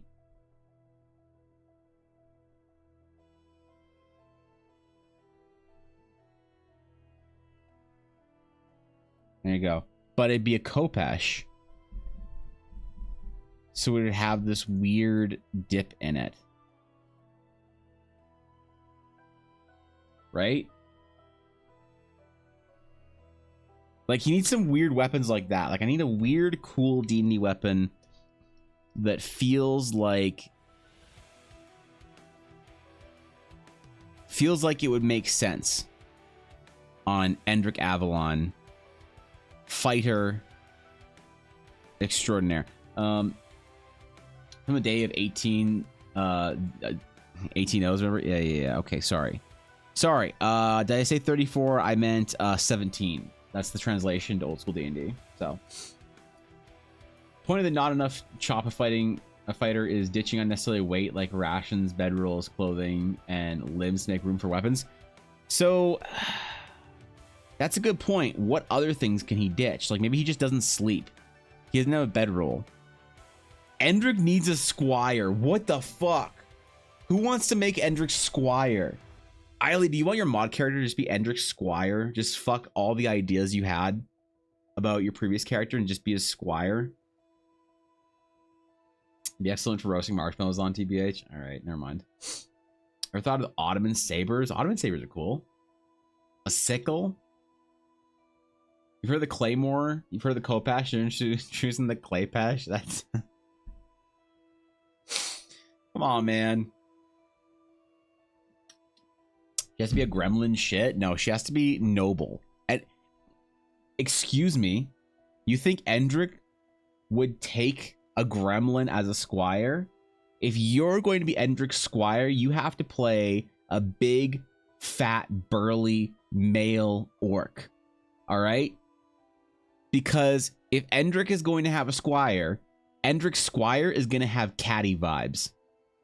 All right? Like, I want Endrick Squire to be this, like, big, fat dude that has, like, been past his prime but used to be a fighter. All right? But he's carrying all of Endrick's weapons and stuff. And Endrick will, like size up, you know, the kobolds or whatever. And, like, he'll need his caddy to tell him which, like, club or sword to use. That's what I need from Endrick Squire. Great sword and long sword on the left side of the hip, multiple daggers strapped up, shield in the back, warhammer and crossbow on the right side. A warhammer. Bolt quiver next to the shield in the back, hire a squire to carry the bag. So he's got the bow instead of a crossbow. But he doesn't have a hammer, Thorkin. That's a good point. Ali Noble, how dare you? Isn't she like a rich, like... Isn't she like of a different noble bloodline from the English monarchy or some shit? I thought she was like a noble or something like that. IRL. I double as chef, maybe. If she isn't collecting limbs and looting the graves of noble families, then what is even the point? I don't know, man. Being a big, fat, hairy, smelly orc, man, to tell me what to use. I guess you could be a gremlin. That's fine. The knight's mustache, goatee combo. Exactly. We're gonna thumbnail. Does that count as art? Can you review it? I can review it. Where is it, Ashy? I'll review your art today. Where'd you post it? Want to be a big fat dude past my prime? I just pulled out my phone and looked in the mirror, Evan. What do you mean? You're like a 22-year-old like OnlyFans Zoomer. What are you talking about? You're a Giga Chad, Eiley. What is this past your prime 48-year-old fat man? What, do you have me on the screen? Oh, shit. Should be Noble IRL, but she's still Gremlin. True. Stream topics? Okay, wait. What is this thumbnail? What is this thumbnail we're looking at?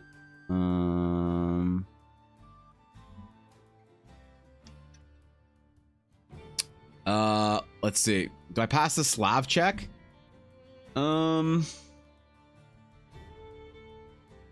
Yeah, you can have Peepo Slav. Well, you get a Dan's game, but you also get a Peepo Slav. All right. The Ottoman Saber, good shit. All right, thumbnail.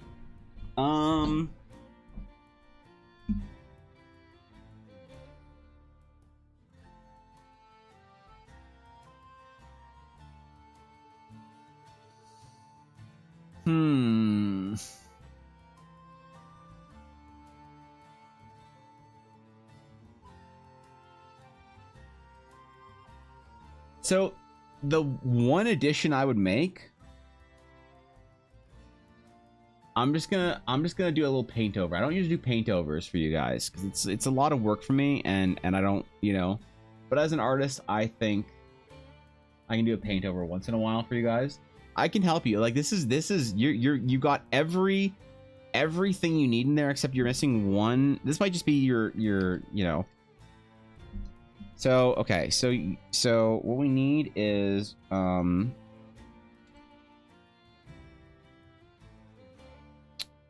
need a box here.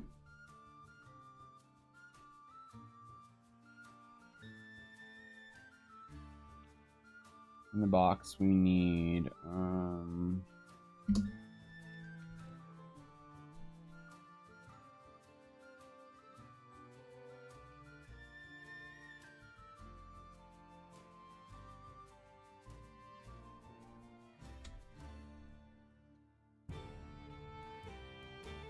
okay.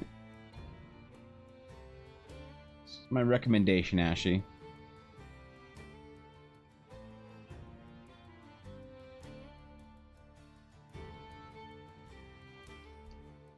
Okay, so this is what I do. This is the changes I would make to it. This is how I would modify our thumbnail. You know, this is just my recommendation as an artist on the internet that has played World of Warcraft for 20 years. You know, I'm just gonna leave it there, and you can, yeah, you can compare them and decide how, like, how you want to approach it. But that's just my recommendation as an artist. Okay, this is my artistic liberty that I would take here.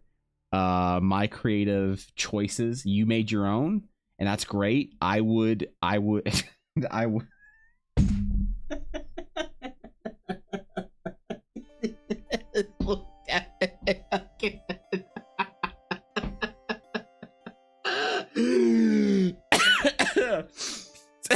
so that's what I would do.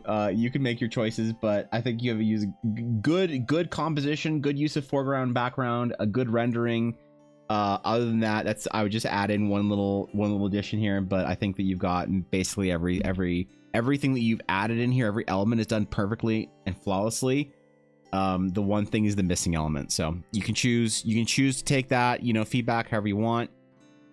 You know, maybe you liked it more before, maybe it's better after. I don't know. You seen the hardcore WoW announcement they made yesterday? I didn't, Thorkin. Where is it at? Return me to a squire if you like, so long as I can be at least slightly ominous. It's all good. I already have ideas for you. What are you worried about? Glad you approve it, Ulner. Ashley honestly puts my thumbnail to shame. Where's your thumbnail game? Oh god. Ulner. All right. Let's see. Videos.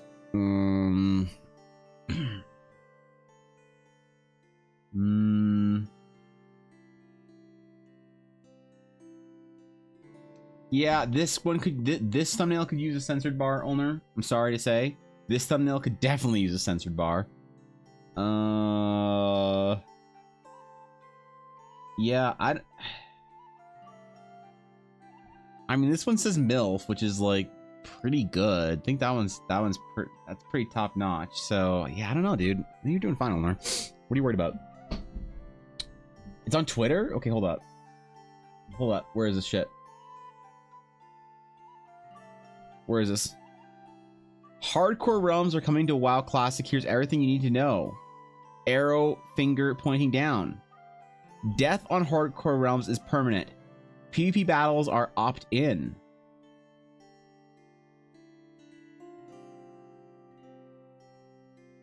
Hardcore deaths for PvP. Oh. PvP Battleground, Battlemaster disabled. Fuck. Most creatures will leash when leaving an area or zone. Below level 60, all dungeons will have at least 24-hour timer. Okay. New feature, duel to the death. That's so good. That's actually so good. Gameplay, zone disruption, and malicious player killing outside of consensual PvP will not be tolerated in hardcore realms. Who the fuck is going to enforce this? They fired all of their GMs. What the fuck? Dan's game? Shall make me do this? What did Asmund say? How much money is it to restore character on the hardcore realm if it dies? A lot of older game games, how you put a quarter to continue when you died. It'd be pretty cool to see something like this added to hardcore, not only for nostalgia, but also more friendly to casual players. The only difference is be more than a quarter because of inflation, of course.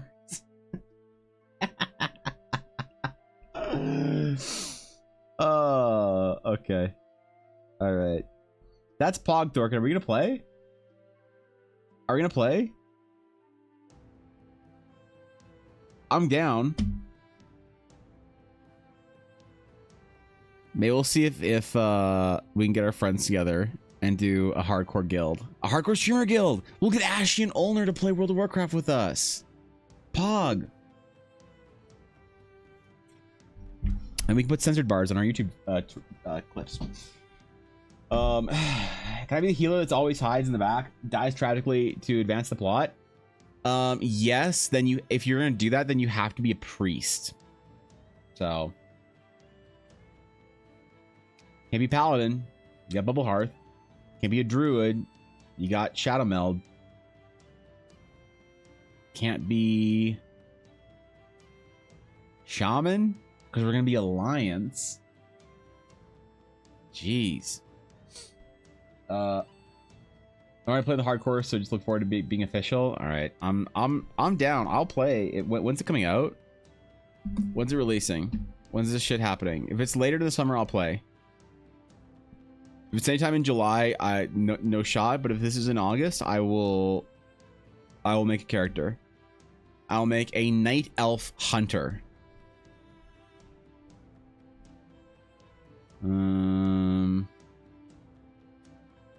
Wow, you get to just show off as a buff how many people you fucking killed in duels. Okay, when is it out? When is it out? Doesn't say. At least I can find it. So you chew my thumbnails for my current challenge runs. All right, let's see.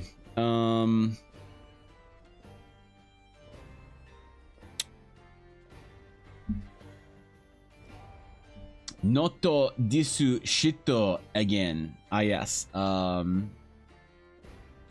So you guys, for those of you who need the translation, it's down there, but I didn't need it. Yep. Counter. So this is pretty good, honestly. This was perfect. I wouldn't add a censored bar to it, but this one I definitely add a censored. This one would be way like, okay, hold on.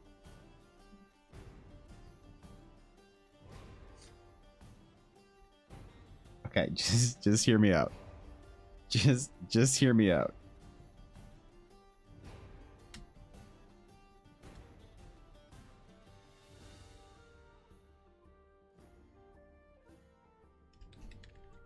Just hear me out on this one.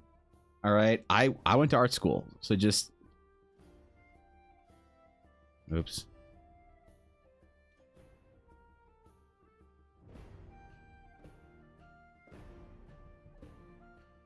So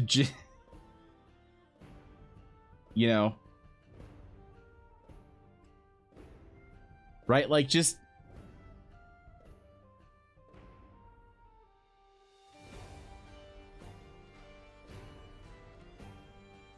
my commissions are almost $500.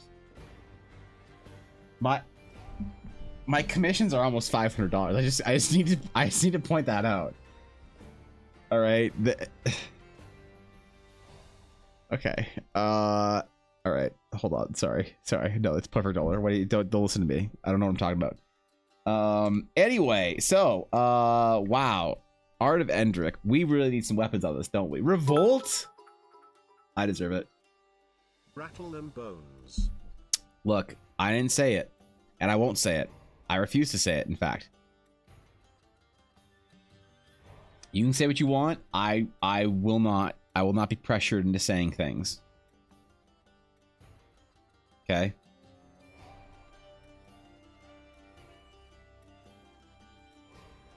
Alright, we need to draw a dagger real quick here. I'm excited. Next month, we're going to start the YouTube channel. I need to have a long meeting with my editor and talk about our plans. I just need to, like, actually get to the next month first, and then we can... So there might be a YouTube, the first, like, official, like, EBA YouTube videos started while I'm on my break. I don't know.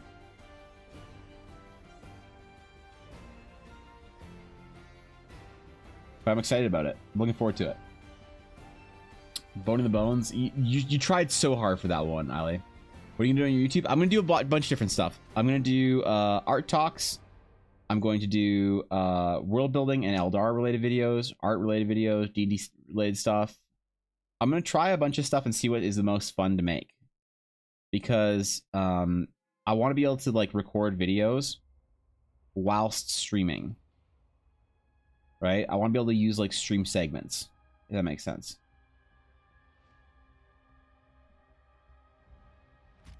So we got to figure out how to sort of craft, and then streams will change a little bit to accommodate for, like, challenges and things like that I want to do on stream, like, you know, turn chat's mediocre D&D stories into art or something like that, you know? Also, string of ears needs to be earned while level 10 or above in the same level bracket. Oh, that's good. That's actually smart.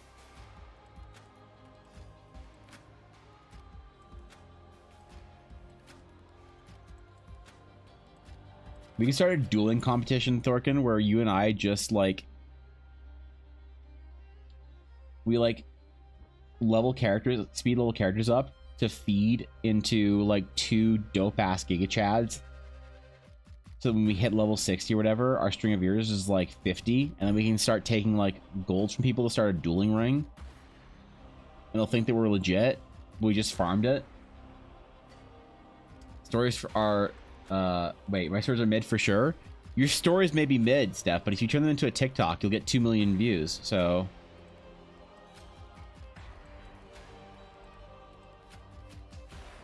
all right. I'm just saying, don't discount it.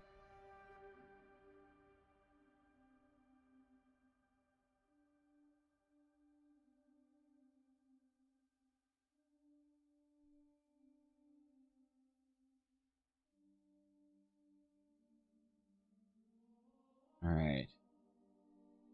Fancy dagger. I'm sure we make this an elven dagger. They actually kind of rad. Taking turn boner to a new level. All right. All right. Can someone take Eiley back home, please? Can someone come get Eiley? She needs to be taken back home, please. All right. Can someone, whoever left their Eiley here, please come get her. Butterfinger is 2 million views. I get less than 300 consistently. Damn, bro. Blaming it on Butterfinger. I'll elven your dagger, if you know what I mean. Also, apple.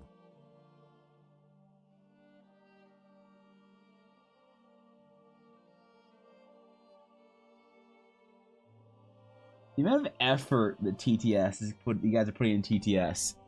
Iduria, I'm watching the effort from TTS just begin to fade. And it's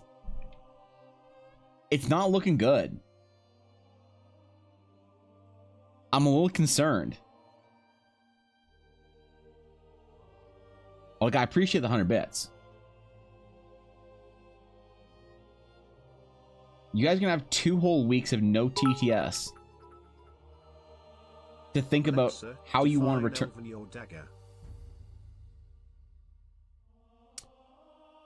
You just set off somebody's Alexa. I hope you know that, right? You just set up somebody's Alexa somewhere in the world. It certainly wasn't mine, but mostly because I don't have an Alexa.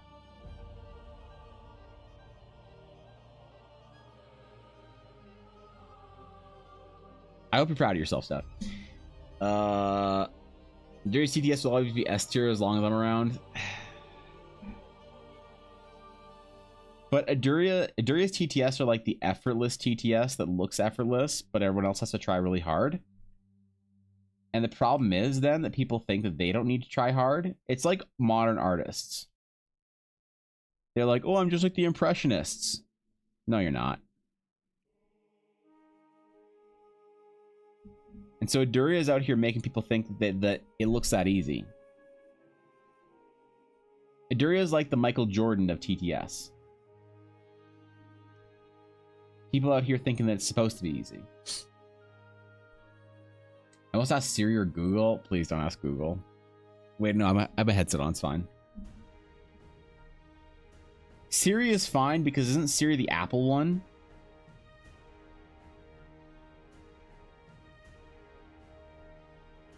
Yeah, isn't that like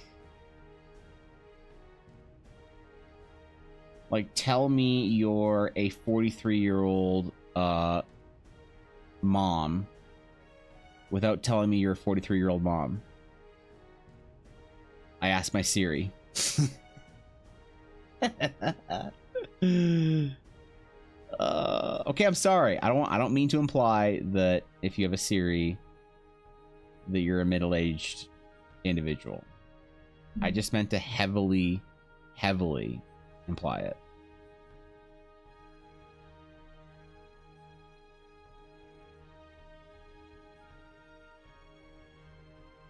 Morally, I could never buy an Apple product except for an iPad and a Mac and maybe an iPhone and an iPod Touch.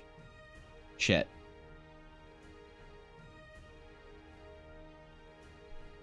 I think I messed up somewhere in there. I think I fucked up. Apparently I'm not a fat man past my prime, but I'm a 43-year-old mom, Pog.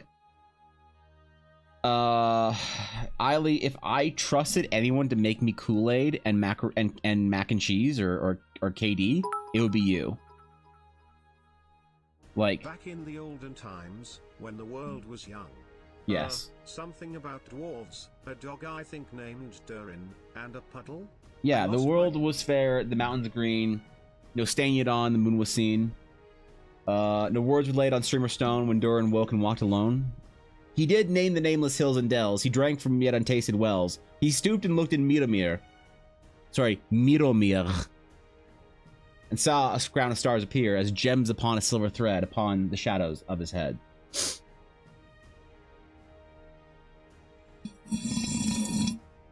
I think that's what you meant to say. I don't know. Like, that might have been what you meant to say. Thanks for 100 bits, but like that might have been what you meant to say. I don't know. Could be wrong. Could have been a different song of Durin. I don't know. The Durin of Michael Jordan. Wait, Durin Michael Jordan. I'm not even Eddie Robinson. Haven't heard of him. Probably for the best. I haven't. Because I don't watch basketball. Because I'm short. I'm only 5'11". That's tragic. Even 5'10" now. I don't know. What if I shrunk? Do people shrink when they hit 30? One of my friends told me that. And I never cared to see if it was true or not. Late in the kitchen, big mistake, Evan. What? You're not gonna make me Kool-Aid and Lunchables? Did you grow up, Eiley, in South Africa? Did you guys have Lunchables in South Africa? Is that a thing that you guys had in South Africa, or is that like a purely North American thing? It might be.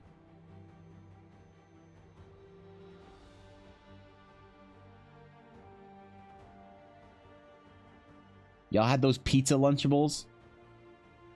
the tomato sauce, and the cheese, and pepperoni. Put on your little pizza with the Capri Sun, and the Kit Kat. Only 5'11". I mean, my wife's taller than me, so we do shrink. Used to be 5'4". Now I'm barely 5'3". Really? Maybe I'm 5'10" now. What if I shrunk? What if I'm 5'9"? Yeah, wait, what clip?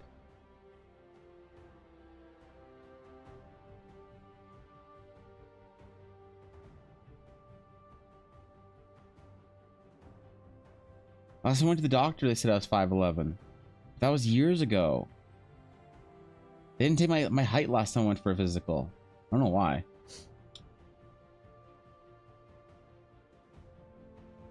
Really no idea what a Lunchable is, to be honest. Okay. So this is a Lunchable.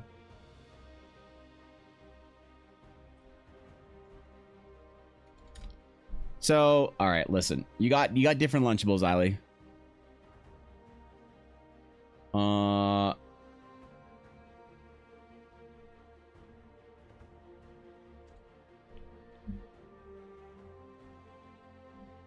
All right. So, you got the main four.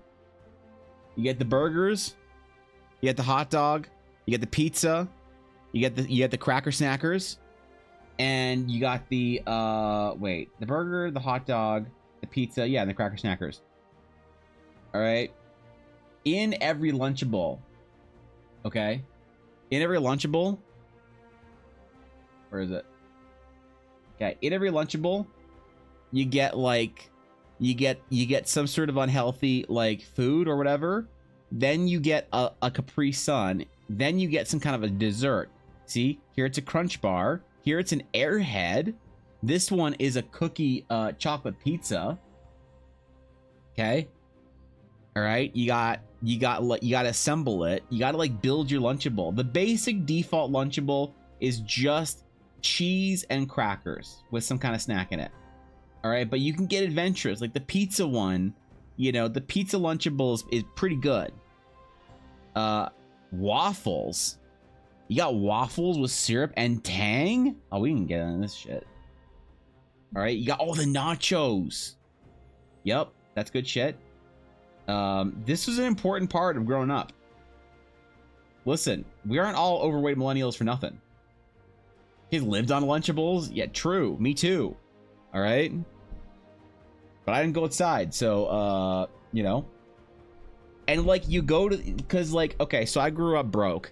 So we get to pick a Lunchable once every couple weeks. My mom would take us to the grocery store, and she would say, all right, boys, grab yourselves a Lunchable, okay, for this Friday. And you go get yourself a Lunchable, and you get to pick from the wall. Now, Lunchables now suck. See, I searched 2000s Lunchables here because, unfortunately, if you search Lunchables now, the problem is that people tried to healthy the Lunchable, so they kind of ruined it, right? So Lunchable now kind of sucks. It's like ghetto. It doesn't come with a drink anymore. It's just like crackers and meat and cheese. That's it. Maybe a little snacky. All right, who's putting granola and apples in my Lunchable? Get the fuck out of here.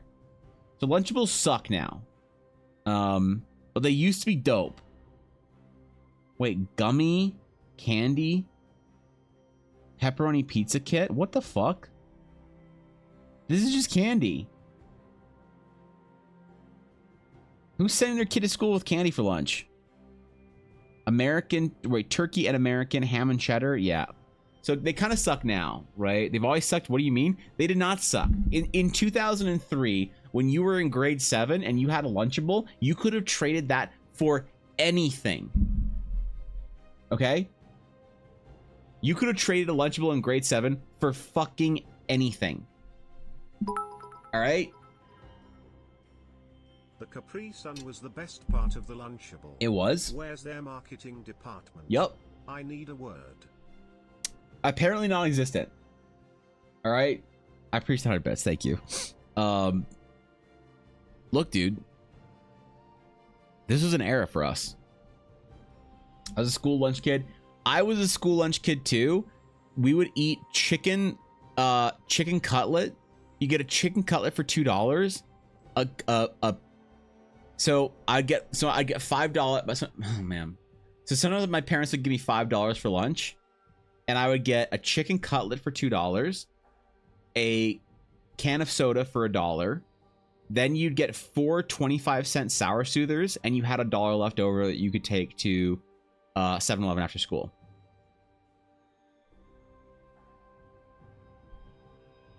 I used to be 300 pounds, don't forget. I used to listen, man. You don't get there. You don't get to 300 pounds overnight. All right. It starts with in junior high school, and bad habits continue until you're almost 30.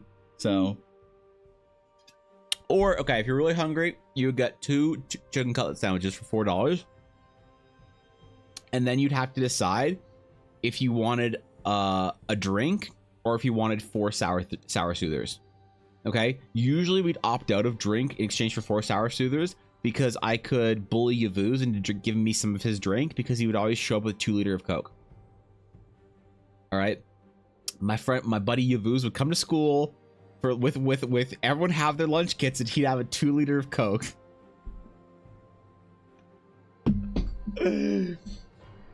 So sometimes I'd ask him to give me some. I'd trade him a sour soother for some of his Coke. So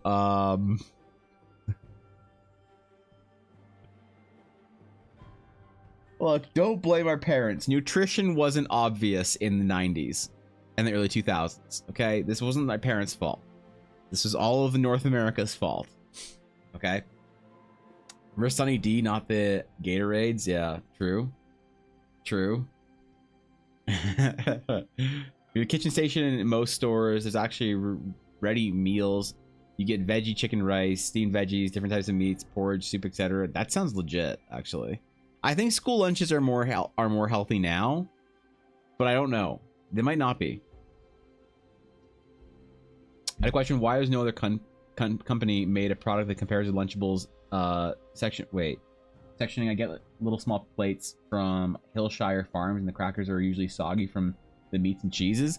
I think it's because of just expensive like packaging, man. They just want to save that extra like quarter cent. That's all it is, dude. We had free school lunches in Finland, and their budget was like €2 per meal. Checked all the nutrition boxes, none of the flavor boxes. Okay, but that's Finnish school lunches. So you guys are probably eating like pickled herring or some shit. That doesn't count. You guys are probably eating like pickled herring and vodka or something. I don't know what you guys have for Finland in school lunches, but I can only imagine, Hamo. I can only imagine it's something that I can only imagine it's something that 60-year-old men would eat. Lunchables wouldn't have survived here. Why not? Lunchables would have done fine. What are you talking about?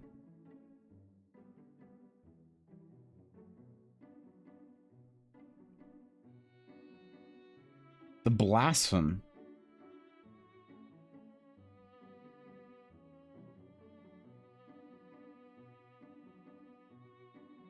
All right, fine. So Ali never had South African Lunchables. I guess South Africa was too healthy for that.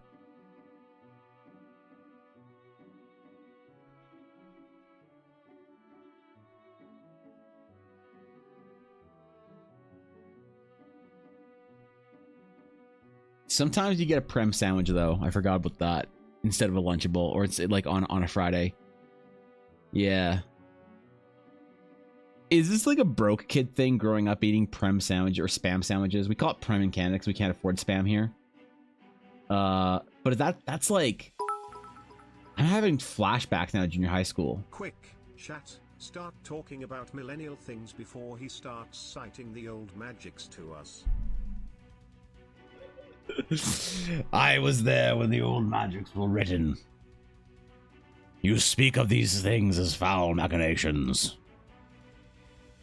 Yeah, okay, chill. Thank you 100 bits, but chill. 2 hour break. Oh shit, I should go to new water, thank you. I will admit when I'm done the dagger. Reduce school lunches outside or consistent of pizza, bagels, chicken, sandwiches, or on occasion, fancy days, rotini and meatball with red sauce. What the fuck? Our school lunches are free as well. The budget is 2 to 3 euros per kid, and it ranges from macaroni with ground beef to mashed potatoes with pumpkin salad and chicken. The fuck? Almost every school in South Africa has a tuck shop or snow pie. What the fuck? What are those things? We can get cheap pizza and burgers here. Who'd choose Lunchable over that? I don't know, man. Look, I don't want to hear nothing about how we were doing things wrong back in the 2000s. We had Texas Donut Day. All right? Every semester. We only 2 semesters. Every semester they'd have Texas Donut Day, where you get to come to school with like $4 and buy a Texas donut. And ain't nobody bringing even Lunchables on those days when you had Texas Donut Day. Okay? That was like, man. When you got 2 Texas donuts for the entire day, imagine. How are we not all just 700 pounds in junior high? Well, some of us were, clearly. Macaroni Mondays and fish Thursdays. That's actually legit. School dinner sucked so much in high school that a fish and chip shop literally opened up with a mile walking business made it insane bank. That happened with my school as well, with a pizza shop. And yeah. Especially if what, you say high school? Okay, for us it was a high school, because I don't know if you're too broke in junior high to be able to afford pizza and other food. I think you did it wrong. Lunchables just wouldn't have survived. That's fair. It broke down to like $1 a meal. They made you pick out a fruit. Wait, pick out a fruit though, and fruits were the worst. Super green bananas and the worst red green apples. Ew. Bakeries are good, yeah. Dude, man, I want a Texas donut now. Fuck. Can you even get them? Calgary. I'll drive into town for this shit. Calgary, Texas donut.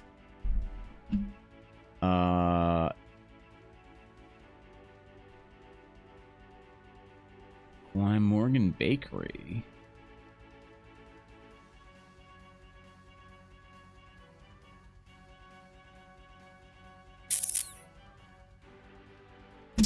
I do some research on this. These are not real Texas donuts. They're not big enough. I'll figure it out. Don't worry about it. Bakeries in schools, and we still chose the ones outside of school. You have bakeries in your school? What the fuck?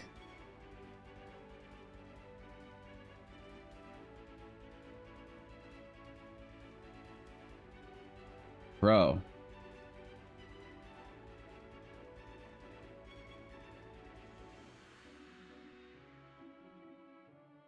We never figured out how to food properly in NA.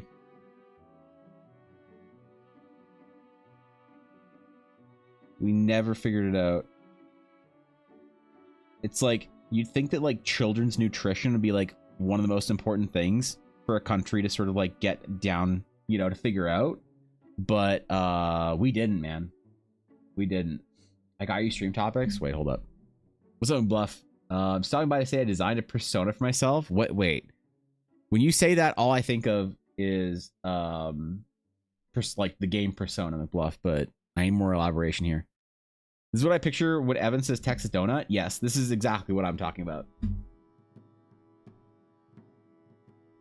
This is exactly what I'm talking about. We had Texas Donut Day, and you could go to the school, and this company would come in for like Texas Donuts Day, and they would sell Texas donuts. They didn't have frosting on them though. They were just glazed. You could only get glazed Texas donuts. All right? And like, you go to school and your mom would give you like $20 and you buy like 5 Texas donuts on that Friday to come home with, you know, and you'd like bring them home in like the box in the bag that your mom, you know, gave you money for or whatever. And then you and the fam would have Texas donuts. But you'd have to get an extra one because there's no way you get a Texas donut and not eating that shit at school.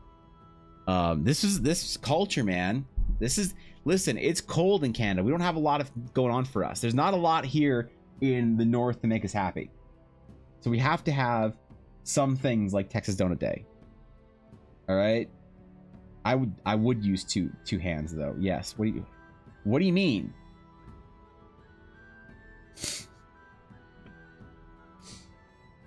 I think this is just a Canada thing, to be honest. It might just be a Western Canada thing as well.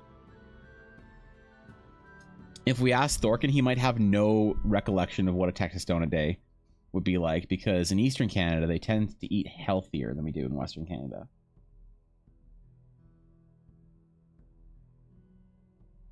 But he might know. I don't know. Never heard of those. Dude, Thorkin, I stopped by the Quebec like food stall in the market, and I bought me a tiny sugar pie, like a maple sugar pie, and I haven't been able to stop thinking about it since. It was one of the little ones that's little in a little tart tray, and I bought one and it was $3, and I don't care. And I haven't been able to stop thinking about it for about 28 hours now. Or 26 hours. It's been 26 hours and I haven't been able to stop thinking about it. All right, I need help. This is not...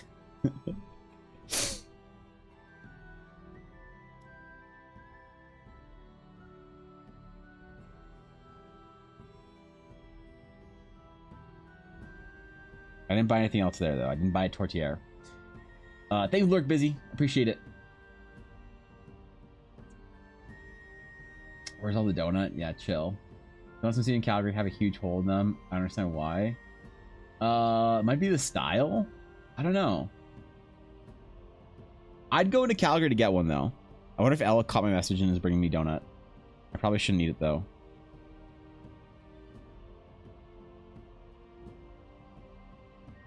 I gotta be a force of inspiration for the Dragon's Claim Fitness Challenge enjoyers. I have to be an emblem of health and wellness in my pursuit of greatness, to inspire good choices to be made by the illustrious members of TDC. And then when no one's looking, eat a fucking giant donut, bro, and not tell a single soul.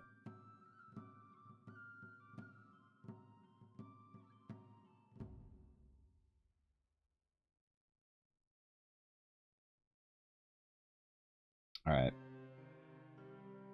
Now I need some lunch. I guess I'll go have ground turkey for lunch. I guess I'll eat ground fucking turkey. Actually, I need water, though. I swear when I'm downstairs, I won't get a donut. Okay, I'll be right back. I'm gonna get more water. Let's look at Endrick while we're AFK. No revolts. If I see one single revolt, I'm canceling the subathon.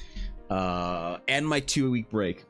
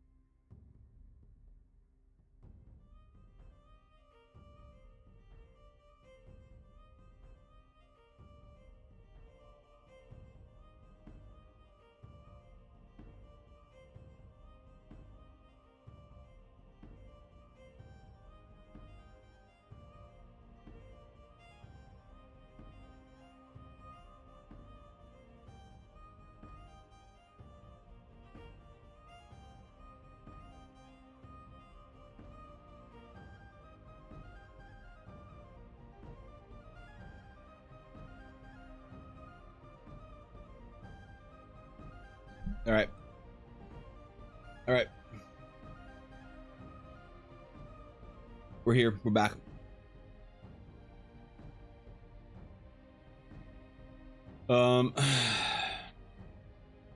Best donuts I've had in my life? Wait, where?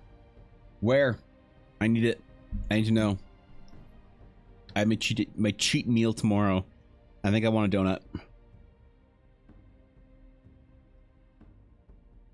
I think that's what I'm gonna do. We've been talking about it.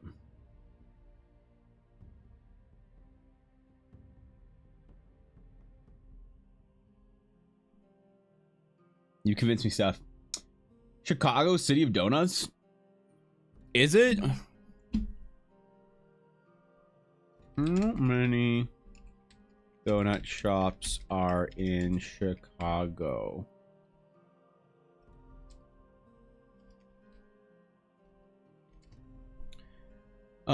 Let's see.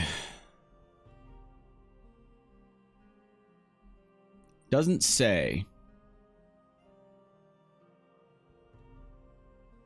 If you can tell me the exact name or the exact number, I'll decide for myself if it's the city of donuts. For now, for now, let's see. How many?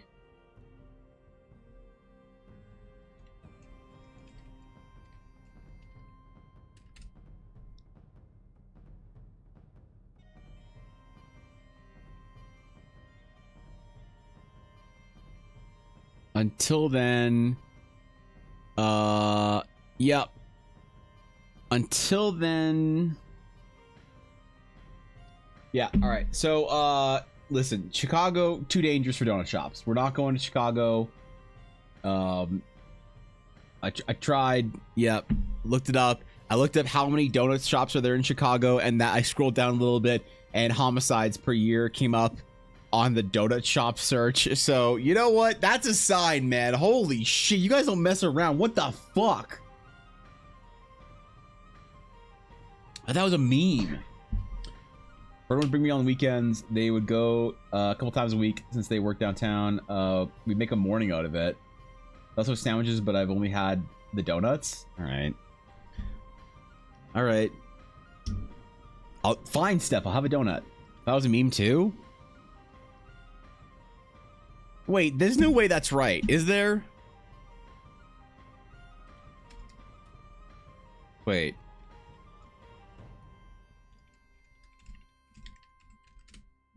There's no way.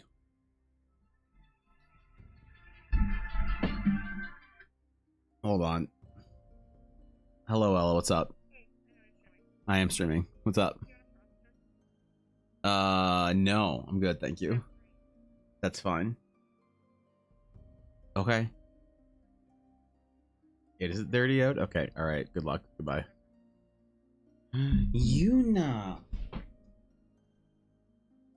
Yuna, let's see where the most dangerous city in the US is. Hold on. No, puppy, stop. We're gonna scroll all the way down. If this is Chicago, if I scroll down and it's Chicago, I'm ending stream. St. Louis? There you go. That's pretty good. 64 per 100K.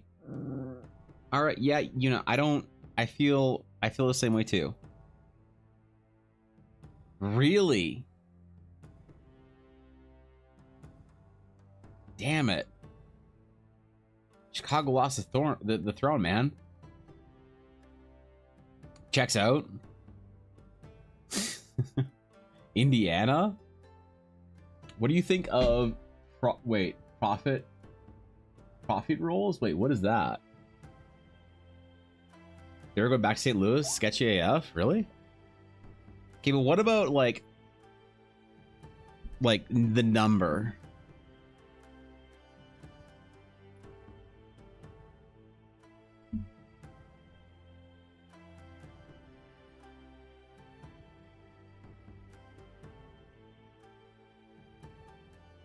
Holy shit. The US is in the top 10. The US has cities in the top 10. Okay, wow. All right. I didn't know. Una, did you know? What are you growling at me for? What did you come up here for?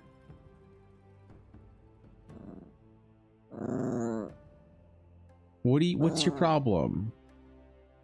What's your story? What do you think? What else? No. What happened next? Oh, you can't find your chew? Is that the problem? Where's your chew? Did I put it away last night in the storage room because you were being obsessive over it and wouldn't go to sleep? Is that what happened? This is for Yuna. Yuna, you got 100 bits from Steph. Yuna, you got 100 bits from Steph. Yuna, good girl. 2,000 more and you can get another chew.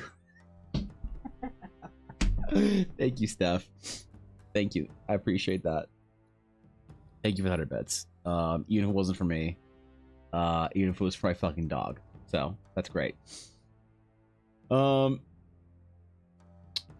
the 60-odd murders or 60-odd deadly crimes per 100K? I think it was homicides. That's a dangerous ass city, man. I ain't going to St. Louis. Yeah, holy fuck. And their hockey team sucks. Like, bro, who goes to St. Louis?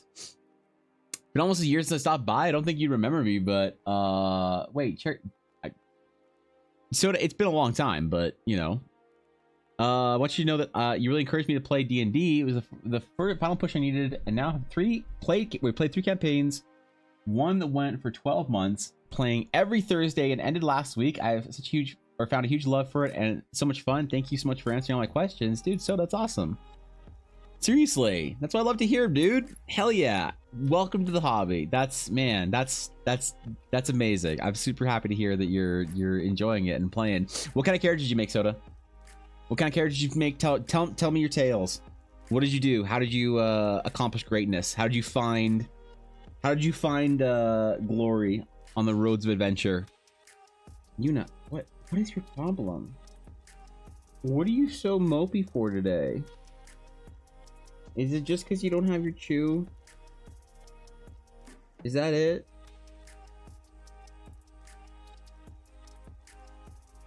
It's just lack of chew. What do you think? If I put you down, will you be a good girl or will you be a gremlin? Good girl or gremlin? Alright, let's hope for good girl. Gremlin, never mind. Fuck. Satyr Barbarian for the one that lasted a year? Ooh, I kind of dig it. I dig it. What level did you guys get to for, at the end, I guess? What do I think of cream puffs? Their grades are enough. Wait. Zibsy, why? The fuck? Thank you, Zibsy. But wait.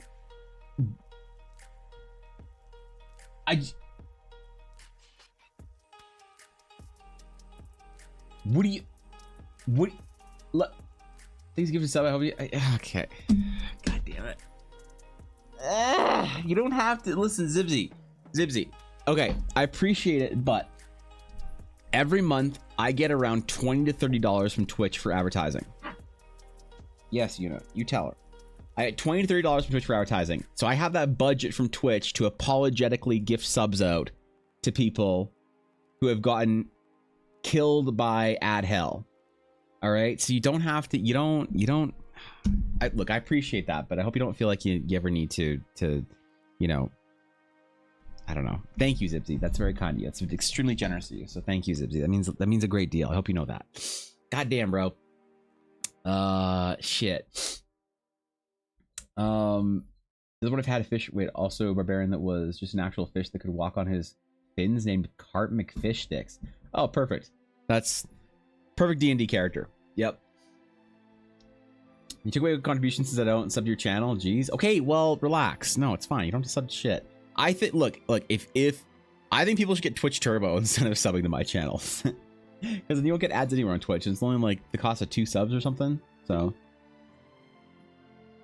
Scroll through a ton of most dangerous city lists. Chicago doesn't even make it onto most of them for recent date. Well, that's good.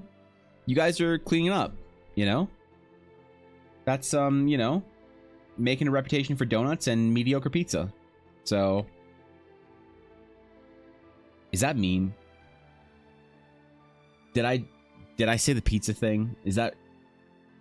Oh, people from Chicago are really sensitive to their pizza, aren't they? That's like... You don't go after their pizza. You can go after their hockey team, but not their pizza, right?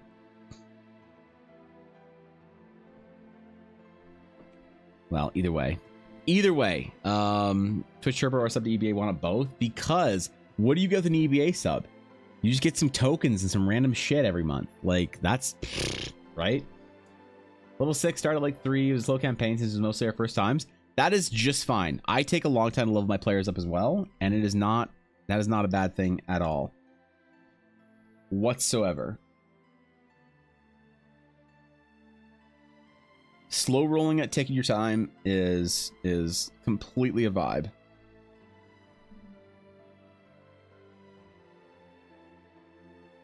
How big is our dagger gonna be?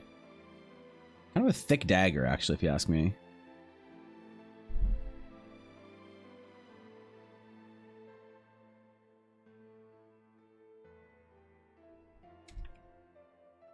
I don't mind it though. Oh, that is unfortunate. That needs to be... Steph, what the fuck?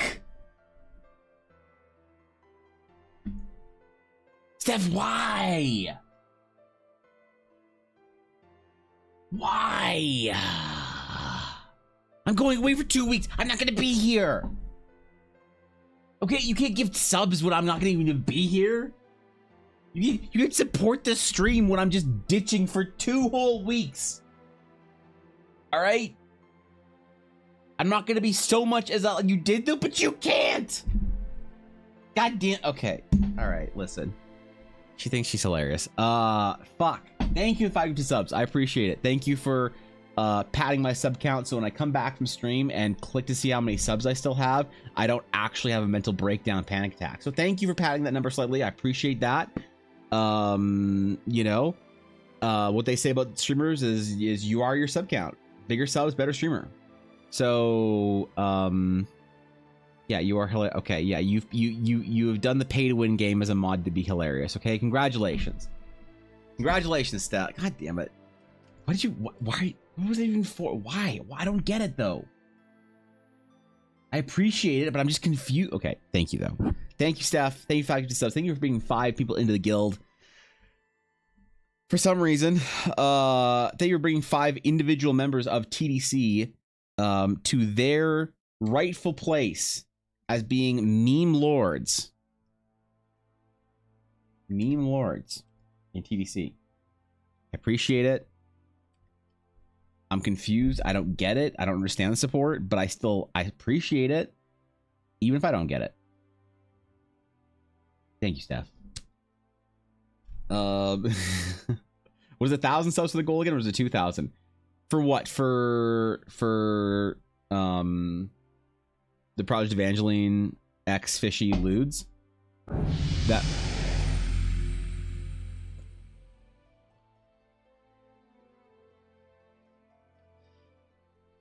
Okay.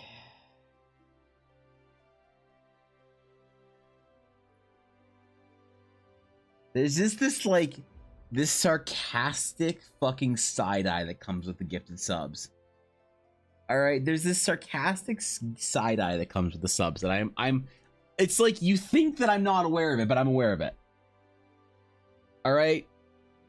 I also know 4 of those people that you gifted subs to. That's convenient. So thank you, Steph, for the 10 gifted subs. You missed an opportunity to gift 7. So that's not very on brand with you, but I appreciate it. Thank you, Steph. You don't have to do that, all right? You can just chill and relax, because God knows I don't fucking deserve it. So thank you. Regardless, though, I appreciate it. It's like I can't even win. It's not possible. I'm just gonna get fucking dunked on by these mods. They come into my chat. They think they're hilarious. They think they can pay to win to be funny. They think they're gonna just gift a bunch of subs and farm tech W's, get the fucking dopamine rush, and then they're gonna go home and their fucking spouse is gonna be like, oh, what'd you do today? And they're like, farm tech W's in Evan's chat because I'm hilarious. Are you though? Like, legitimately. It's like the support for me as a streamer is just being turned into this abusive relationship where you farm tech W's off of my fucking chat. And you're talking over me with BTS now. Pointing out that I wasn't on brand.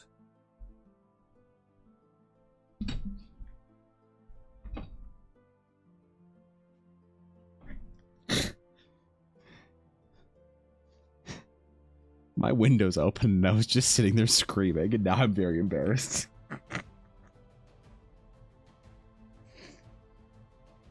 My fucking window is open. My window is open right now. Sometimes you complain more than an 80-year-old woman who ran out of feminine itch powder. Okay, Jesus Christ. Okay.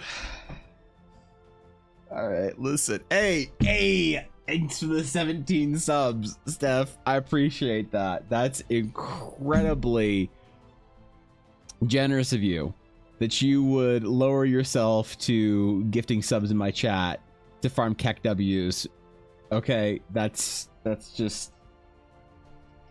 Look, I know the support isn't intended. I'm fully aware that when anyone TTS's, Moose, thank you for 100 bits. When anyone TTS's or gift subs, that it's not for support of me or what I do. That I have never had anything to do with any of the support I've ever gotten as an artist. Okay, on Twitch. I understand that the gifted subs, that the TTS is all to farm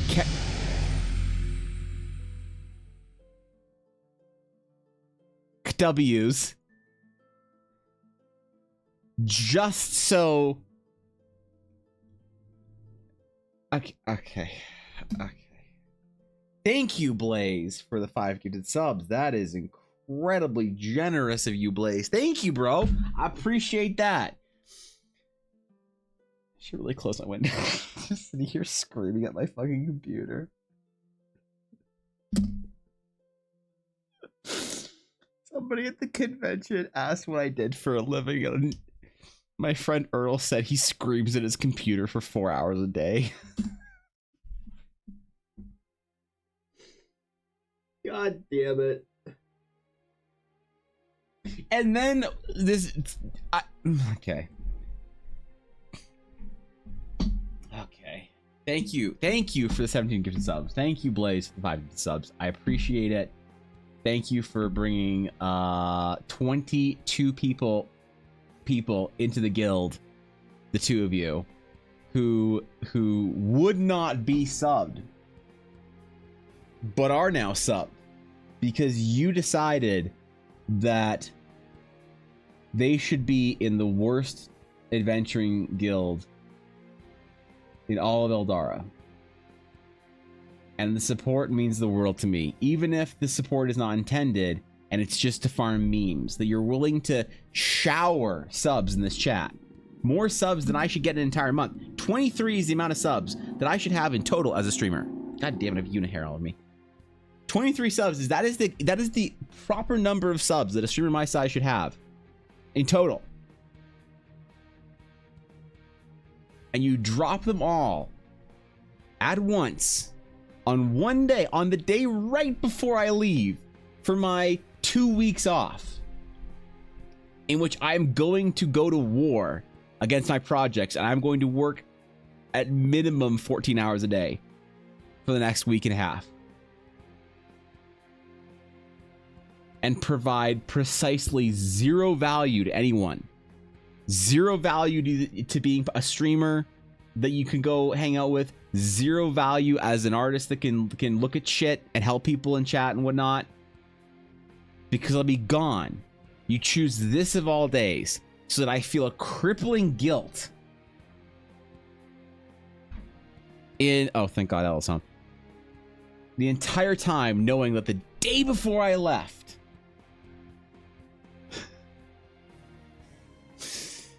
All right. Thank you guys. I appreciate it. Extra boost of motivation. Thank you, Blaze. Thank you, man. I promise that we hit the goal of 23 subs today that I had set. And if we hit the goal of 23 subs arbitrarily, that I would finish my emotes and have, when I come back from stream, I will have a full channel of emotes for you guys that I'm going to commission Project Evangeline to make for me, which she might make on stream while I'm gone. Yeah, thank you guys. I appreciate it. And I'm 10 on a stream that were announcing they were leaving Twitch. You dumped 10 subs on a stream that announced that they were leaving Twitch. Why do you choose violence in this world, B-Town? What about it, about just this world, inspires violence in your brain? Because that's why you're a good D&D player. I have to go D&D session 0 starting with 20 in 2 weeks. All right, Zernov, take care, my friend. Relax, have a good time with your D&D game. I want to hear stories of glory and D&D games had when I return. You have to play for me because I'm not going to be playing basically at all while I'm gone. So unless I just post in mod chat one night that we're playing that day, and whoever wants in can get in, and all the mods are going to be busy because all the mods are like important individuals that do important corporate things, and none of them are going to be able to play D&D with Blaze, Eiley, and I. So besides that, I probably won't play any D&D, which means I need everyone to play some D&D for me and to enjoy it and have fun while I'm off at work. Try my very, very, very best to get all my projects completed.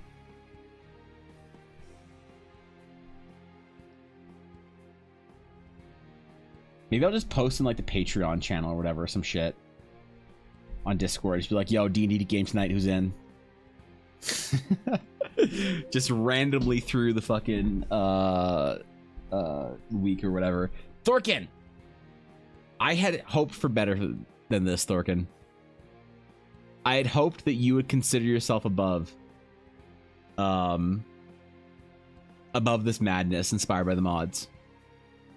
But I appreciate it anyway. Thank you, Thorkin, for giving us up to Cherry Soda. I appreciate it. Even though, Thorkin, you know full well that I'm gone for 2 weeks.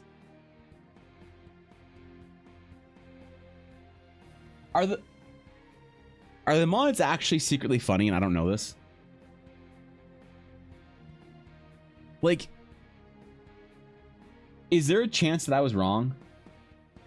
That the mods are actually secretly funny and nobody told me? Because I would be really unhappy if that was true. They are hilarious. Oh, then Ella, sorry, I should probably fix something. There we go. Okay, cool. Ella, I got it. Yeah, okay, now the mods are hilarious.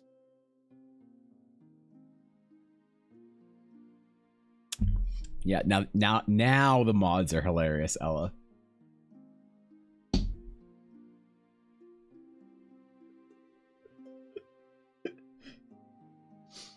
That's right. I'm holding Ella's mod badge ransom. First subathon goal when I get back. 100 subs and Ella gets her mod badge back. Okay. All right. I'm sorry. I'm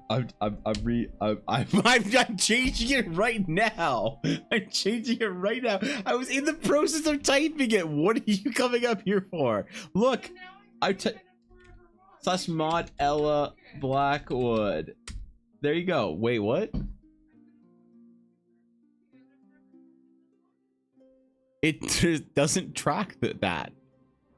Nothing tracks it. But you know, do you want me to mod VIP Thorkin too, so that you and him are the same? No. Well, Ella, this is a result. You're not hilarious. You're not. Nobody thinks a Shattered Sea Blanket is hilarious except for Steph. Wait, hold on. Did Steph on her TikTok? Wait, hold on. Did she have a picture of the Shattered Sea Blanket when she's taking pictures of Butters? Hold on. I'm finding it.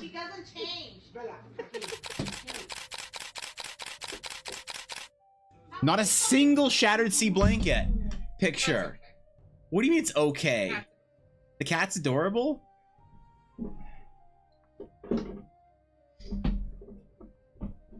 Alright. Alright, you're remodded, see? You give me that face after I've been your dedicated sub, you complain about not being a mod after I've been subbed to you for, let's check how long I've been subbed to Ella. Let's check on Ella's channel how long I've been subbed to Ella. Shut the fuck up, Doge. Oh, I have been subbed to. You want to show chat your nail? Nobody cares about your nails. Nobody cares about. Steph does not care about seeing your nails. Okay, hold on. Wait, hold on. Let me go full screen. Hold on. Okay. They're her Blackwood Dice logo. Wow. Crazy. Look at the Blackwood Dice logo that she got painted on her nails. Look at the hammer. No, the dice. I'll take TikTok. The color changes so that like the different faces disappear depending on the light. The color changes depending on the light? Yeah. Look at the dice, and then move my fingers around, and you'll notice like different faces of the dice have different like magnetic sparkles. How did she do that? There's a special nail polish.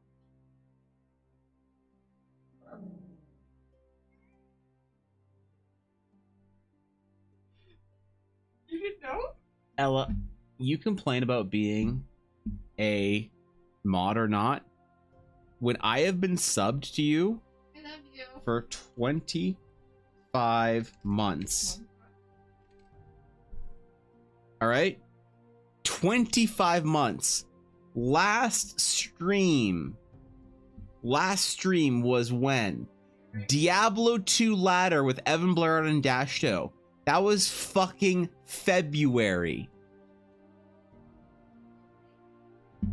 And she bitches about me unmodding her. Alright. Alright. Would you guys stop encouraging Ella, please? Your modding is everything to do with your streaming. You can't be my mod unless you're a big streamer. Otherwise, how do I farm clout? Yuna, stop crying at me. I will hold your... Okay, my life is chaos right now. I have Ella yelling at me because she's not a mod. I have my dog crying at me because I'm not holding her chew for her properly. I need a break. 137 followers. God damn it. Ella will be streaming actually while I'm gone. So I am kind of memeing because she's gonna start streaming while I'm vanished and missing. Try and help make up for the severe lack of me. Whether or not anyone needed that to be made up for, but I don't know. I can't believe she came up here just to get mad at me because I unmodded her.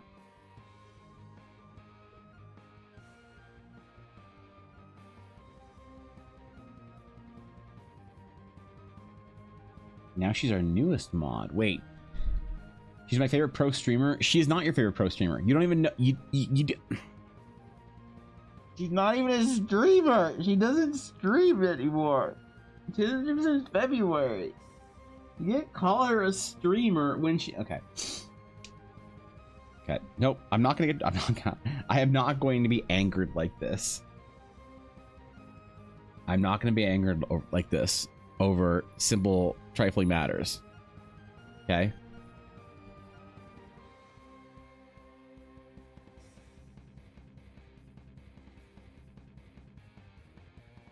I am a calm state.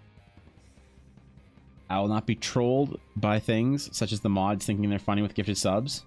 I will not be trolled by TTS. I will not be trolled by Ella.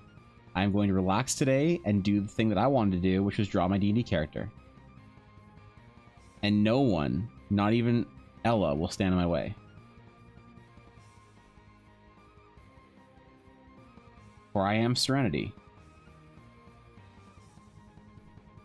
For I have found Serenity. I feel better. I feel better. Evan, can I tell you an idea that I had yesterday? A character with multiple personalities to explain a random multi-class. How would your multiple personalities explain a multi-class? Explain this to me, Minako. 10 bits for thighs. Oh, whoops. Did I say thighs? I meant tithes.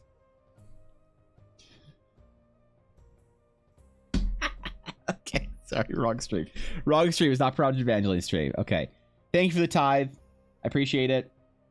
If I was on my VTuber, it'd be for thighs. Let's just face it. Thank you for the tithe. The Alabaster Consortium appreciates your contribution. Thank you, B-Town. You're a legend. I appreciate you. Oh, the troll on your floor? Yep, she's still yelling at me right now. Or crying at me. 10 bits for thighs? Okay, wrong again, wrong stream. I think that was supposed to be in Project Evangeline's chat.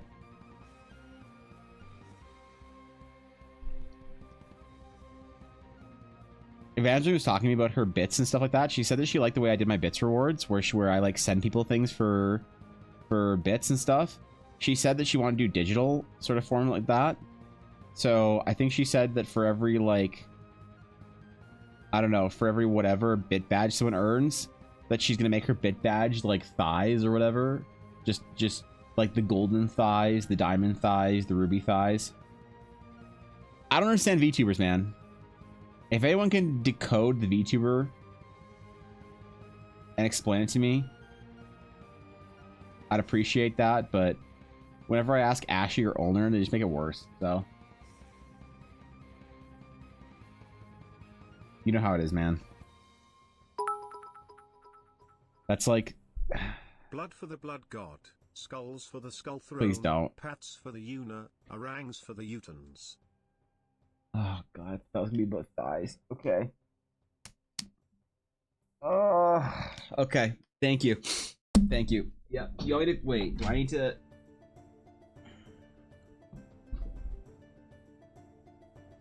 You know. This is 100 bits. Okay. Be a good girl.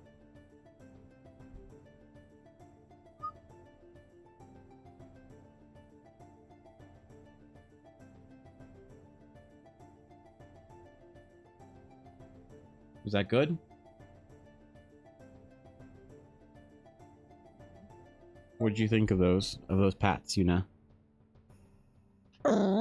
Okay, Jesus. This fucking dog, man. This fucking dog. She's getting moodier as she grows older. She's looking at her chew. She is just looking at her chew right now.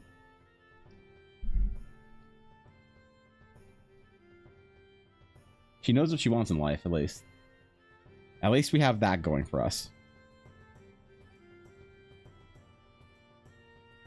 I hope the pats were sufficient. Even if they weren't, I still appreciate the 100 bits. So, each personality has access to a class. One can be like a barbarian, the other a wizard. So when they cast wizards, the wizard takes over and they rage the other. So you'd have to be like way lower level though, right? Either lower level or overpowered. Or how you thinking about doing it, Minako?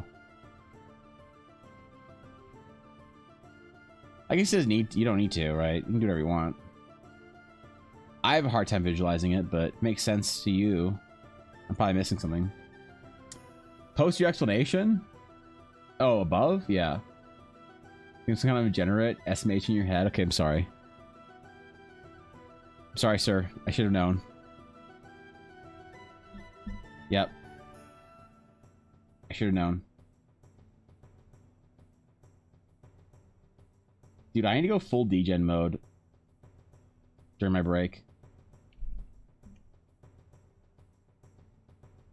I need to like start watching anime again or something. I need some good anime recommendations.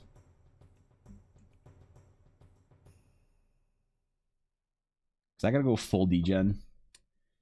At least someone here does, yeah. It's time to simp? For who? Yuna?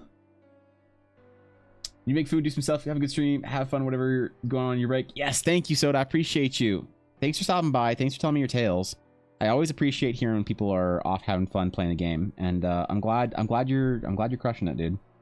I will see you in 2 weeks. Have a good rest of your day. And yeah, I'll be around though. I'll be around Discord. So I'm planning to do it. Just a fun idea. You can even do it with 2 sheets, 1 per personality. Now that would be cool. That'd be overpowered, but if you could switch between 2 sheets based on what you like, what's going on in the game at the current time, that would be sick. I'm on my blue and black hair. Oh fuck, Seal, you posted that shit in Discord, right? Which channel was it? I saw it on my phone. I was gonna say something about it this morning. It's in general, right?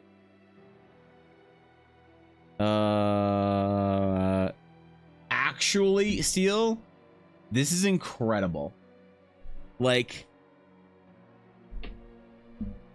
legit. This is incredible. I don't see blue done really well all that often. The last time I saw blue done well was actually a friend of mine who showed up to BlizzCon like 4 years ago with it, but I said it looked good, and she said, "You're just saying that." And I said, "Maybe, but you'll never know, right?" And she said, "Oh, I know." So she didn't think I actually meant it when her hair looked good, but this is sick. Like, actually, this color is fucking legit. Okay, I'm impressed. It's really hard to get good shades, because like I find a lot of people either go too yellow on their blue or they go too red on their blue and make it like ultramarine. Like this is like a nice phthalo, like a cobalt blue. So I'm impressed. I saw it on my phone and I was gonna respond to it on Discord this morning, but I didn't respond to anybody on Discord this morning in any channel because I don't have a good reason. But either way, you look amazing. I'm impressed. I'm in awe. I wish I could have ever tried dyeing my hair, because when I was young, I wanted it to be blue so fucking bad because I want to be an anime character. But instead of being an anime character, I was an overweight nerd that worked at a game store. So, you know, when I see people living out my dream of being an anime character IRL, it makes me happy that somebody is doing it. Number powered if the switch is up to a roll the dice. Actually, Saffron, that's hilarious. Like, if every combat, Saffron, you had to roll like a d6 and you had to use one of your 6 character sheets, that would be hilarious. I'd be down for that. That's a good reason. Is it? All right. As long as you appreciate it. Being a DJ, I got a new playmat today. Blaze, if you post pictures of your playmat, please at least make sure to censor the parts that'll get me banned on Twitch if I show it up on stream, okay? Thanks, buddy. Appreciate it. Work is making me wear a hat, though. Not allowed to have blue. Wait, what? The hospital doesn't let you have blue hair?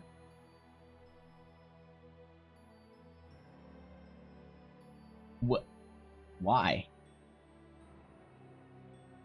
Like, imagine you like come in and you're like you barely make it to the car, you crash your car in the front of the hospital, and you walk in and you're like, "I've been shot.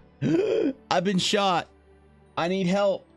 And like some nurse runs over and they're like, "Sir, we'll get you your help that you need right now. Just come with me." And you're like, nope.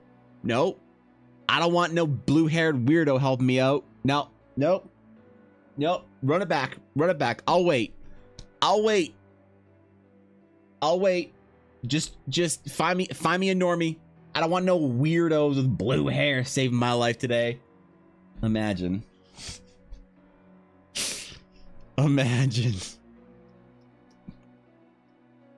Because I can't. I just got home, tired AF, and wanted to say hi before you disappear off the face of the planet. Sienna, I'll miss you. Despite the terrible things that Blaze and Bizzo and Eiley say about you behind your back, I still adore you, Sienna, and I will miss you. Thanks for stopping by. I appreciate it. I'll be back in 2 weeks. It'll be like I was never gone. And my sub count will reflect that. Fall Anime 2023. Wait. Free run? What the fuck is that? Shield Hero 3. Oh, I haven't seen. Wait. I have seen Shield Hero 2. Never mind. Spy Fam 2, Dr. Stone 2. I haven't seen Dr. Stone, but I can watch Spy Fam and Shield Hero. That I can catch those ones.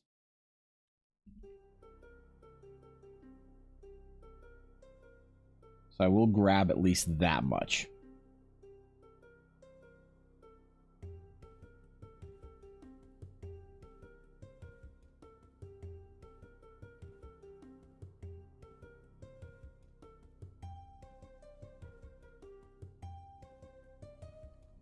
Okay. I want like a fantasy anime, man. I want like a good fantasy anime. I want something that's a little more grounded, is what I want.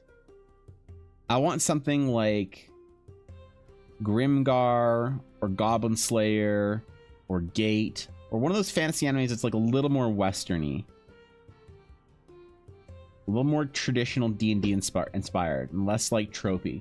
But I haven't seen anything recently that would fit that bill. So I feel like I'm just screwed, you know?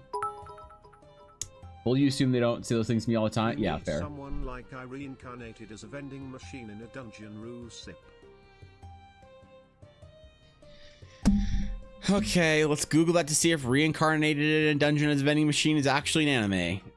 Reincarnated as a vending machine in a dungeon. Let's see. So, reborn as a vending machine, now I wander the dungeon.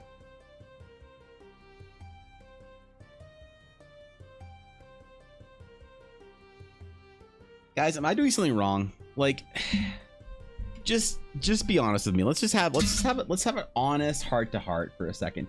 Am I doing something wrong? Just as a streamer, as a D&D creator, am I doing something fucking wrong? Whereby I look and I see all these like reincarnated as like your mom in as I wander the abyssal whatever. Like I feel like I'm doing something wrong. You know, I feel like I have missed the opportunity required of like a D&D player to like enter the new anime era. You know, and I wonder if I too need to create some sort of reincarnation mechanic in my world that can pull you as a player from your game into Eldara and reincarnate you as either like a smartphone or a useless goddess or a vending machine.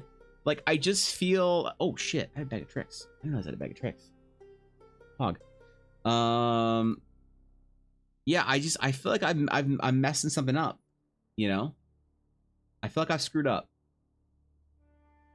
because I see this shit. I see this shit.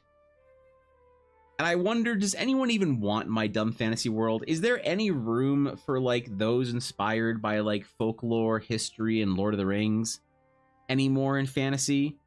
Does those who are aspired to be like George Lucas one day, is it just a fool's errand in a game of absurdity that I follow? As I put my Magic the Gathering trading card game cards away from the Dungeons and Dragons set,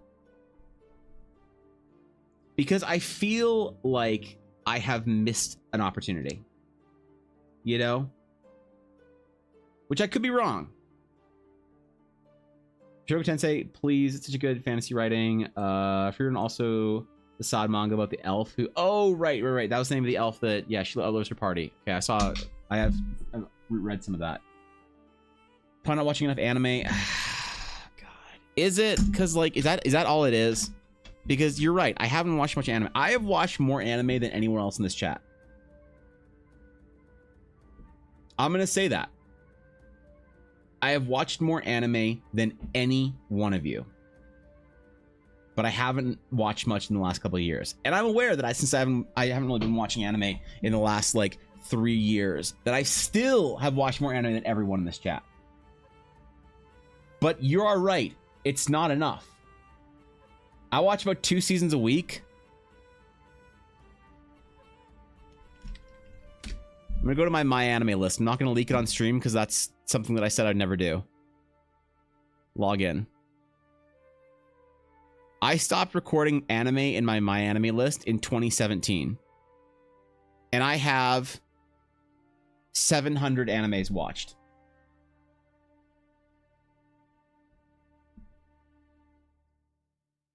And that stopped recording in 2017.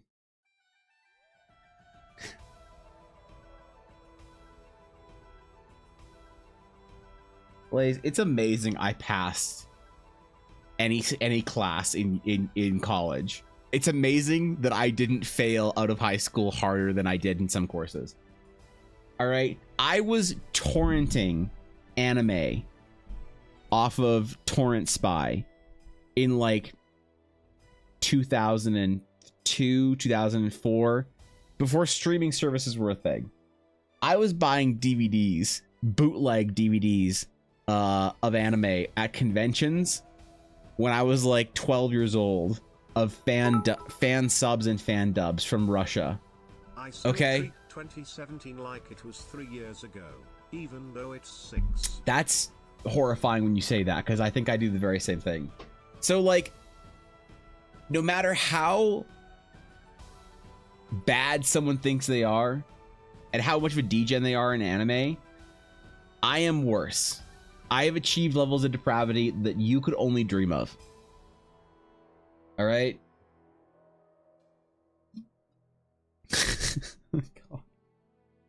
One day I will release my anime list on stream after I clean it up.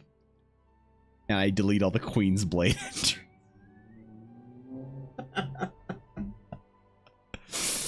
After I delete all the Queen's Blade entries. Okay, that's what I gotta do. If you know, you know. It was a weird time, okay? I was single for a long time. You gotta forgive me on this one. Okay, chill. Anime list. Oh, it doesn't want to load. All right, leave them in. No, I can't. I have to delete. I have to delete so much from here before I could share my anime list on stream. I'd have to. You can call me a coward. I don't care. Yep. I'll show my 10s. You want to see my 10s? I only have a couple of them. My 10s are very personal, though. They're less about the anime and more about something to do with the anime. You want to see my 10s? Here are my 10s.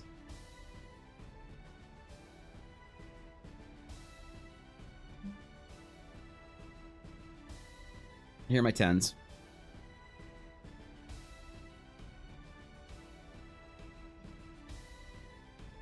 There it is.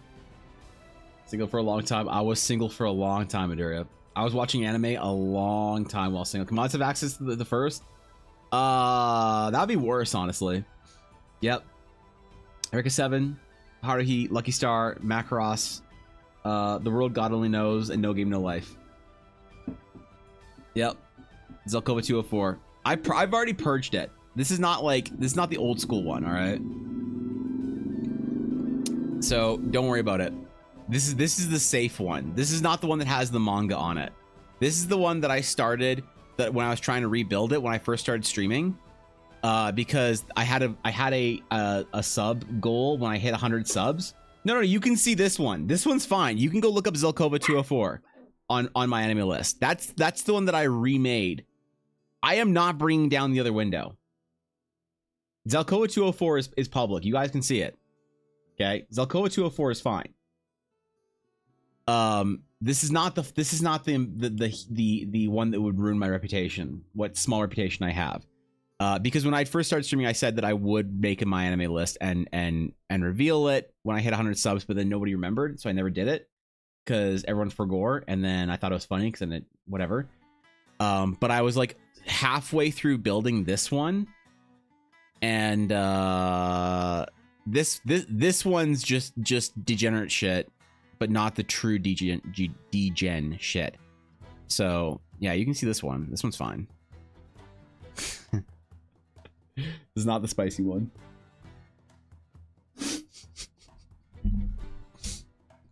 right, we're drawing a dagger. We're drawing a belt. Okay. Okay. Pouches. Hey, pouches. Pouches and pockets. Let's do my favorite part of belts. Reagent pouches and guides.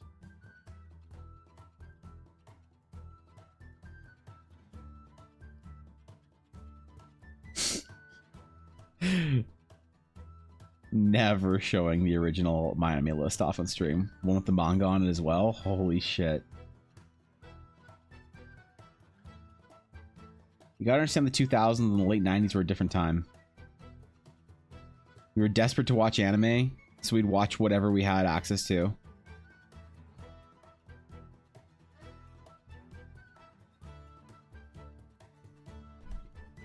You go to your friend's house because they got a DVD of Evangelion or whatever. A likely story. Which part? Yeah, which part?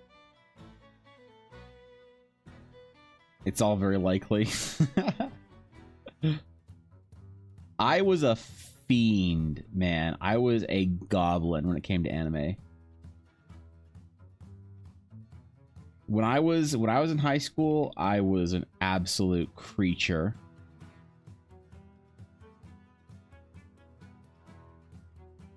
And now I don't watch as much. I don't have the same pull that it used to. I think it's not an anime thing, it's a me thing. Nothing that I've had in my life in the last couple of years has been like, I haven't like gone full goblin mode on like almost anything, which is like really sad.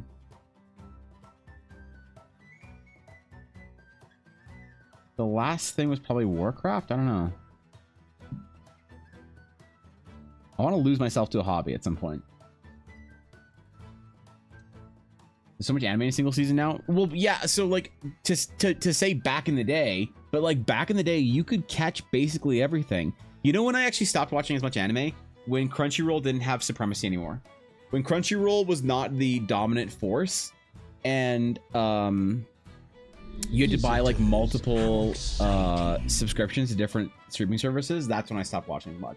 Gork, what's going on, dude? Thank you for the raid. I appreciate it, Gork. How you doing, buddy? How was stream? What's up? What did you do? Tell me your tales. Tell me all the things, Gork. I'm excited to see. I'm excited to hear about them. If you guys aren't following Gork, you probably should. So probably change that. Anime's best, not seen yet and available. Wait, the best anime was not seen yet and available. Yeah, true. Yeah, it's a different time for anime nerds. Yuna, what? Oh, I'm not holding her chew correctly for her. I'm sorry if you can hear her crying at me because I'm not holding her chew correctly. Stop watching anime when Crunchyroll sold out to Funimation. Was that when they stopped getting everything? Because like now I have a Crunchyroll and a High Dive subscription, but I'm not gonna keep them for the longest time. Like I'm gonna watch them watch some stuff this season, then probably dump it for a season or two, and then come back to it. You know. Played Ixion. We started building our farms and uncovering a colony ship from frozen ice. Oh shit, dude, Gork, I need some sci-fi in my life. I need some serious sci-fi, and I don't know where to get it. I don't have time to play like any like deep games. I kind of want to read a novel or something, but I don't know where to get good sci-fi novels. It seems like everybody has like good fantasy recommendations, but no one can agree on like good sci-fi. But I need some sci-fi in my life, bro. I wanted to like get a book or something like that for my break while I'm gonna be just like working all day. I say break, but I'm gonna be working the entire time. The Dune Part 2 trailer that just came out? No, I did not. I did not see the Part 2 trailer, and I did not see Dune either. But, Gork, I did see last night. Dune is on Netflix now. So this weekend, I will finally see Dune. And I'm very excited about it. There are very few movies that I actually want to watch in life. And Dune is one of the ones I've been waiting for. Last night, I decided to sit down with a movie for Ella because she was like, she had a really bad headache and she wasn't feeling good. And, you know, she didn't want to play a game or anything like that. So I was like, fuck it, let's just sit down and chill. And we usually sit downstairs and watch like YouTube videos and stuff. But I was like, you know what? Tonight, let's watch a movie. And like, I never like watching movies partly because I don't like to commit to them. I don't like to commit to the time, you know? But last night I don't know what changed, but last night I decided let's do a whole movie. And so we watched John Wick 1. I'd never seen John Wick before. I wasn't sure what everybody was losing their mind over. So we watched it. But I did see that the reason why we didn't watch Dune last night is because Dune was longer, and it was about 10. It was about 10 o'clock when we were sitting down to watch it, and Dune said it was like 2.5 hours. I didn't want to be up past midnight. And John Wick was only like almost 2 hours, so we decided to do that one instead. But I want to watch Dune this weekend, so I'm not going to watch the trailer until I see Dune, the first movie. I just loved when I was a kid. Wait, what was it called? I haven't seen the Expanse series. They're really good, great books. Yeah, so I've watched the Expanse. I haven't read the Expanse. I've watched it. Do you think that the books are so much larger and of a world that it's worth reading? Because like, consider I don't have much time for anything, so if I'm gonna read a book series, it has to be like really super worth it for me. Because I might read one book, like one novel, over like the next 6 months kind of thing. So I really want them to commit to a series for it to be worth it. And I feel like with things like The Expanse, they do such a good job with the show that's like, why read the books if I don't have time for it? You know? Watched it the other day too. It was very 80s and it was awesome. Yeah, it was good. I liked it. What'd you think? Oh, John Wick?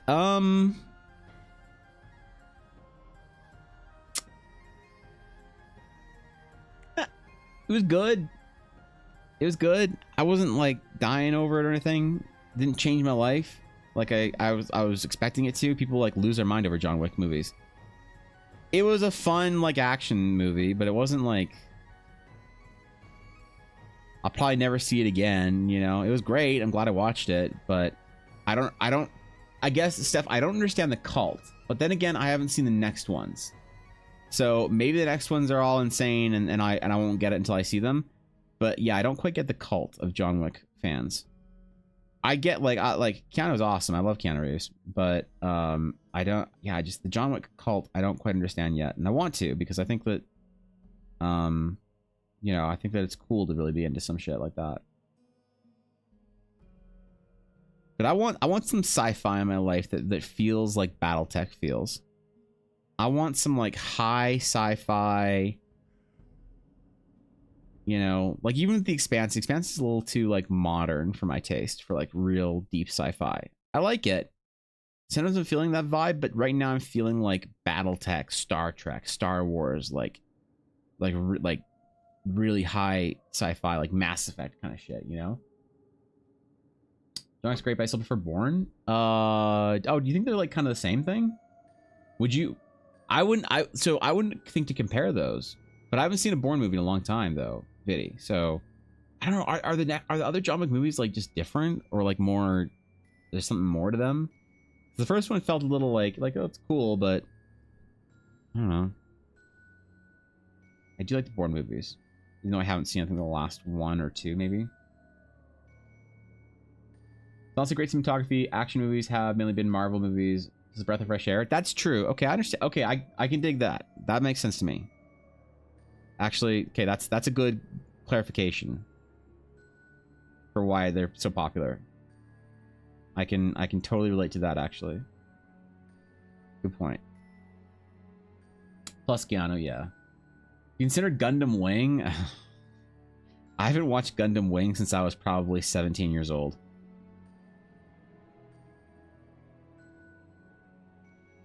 I watched Gundam Wing for the first time when it was on late at night on the Canadian kids station called YTV, where they had anime on late at night. They had Dragon Ball Z, and then one other anime, I forget what it was, and then Gundam Wing was on after that. So before bed every night in high school for like a year or so, I'd stay up because I had a TV in my room because I was fucking sick. I would watch Gundam, or I'd watch Dragon Ball Z, usually reruns, because they kept dicking you on it. And then I watched Gundam Wing after that.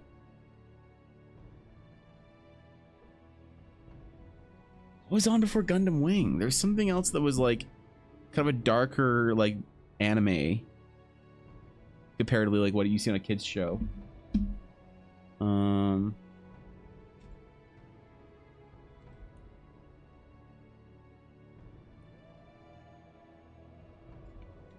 What anime did they have on YTV at the time? Was it Bleach? No.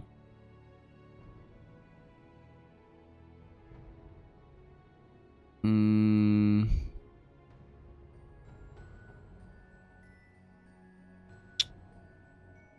we gotta scroll back in time here.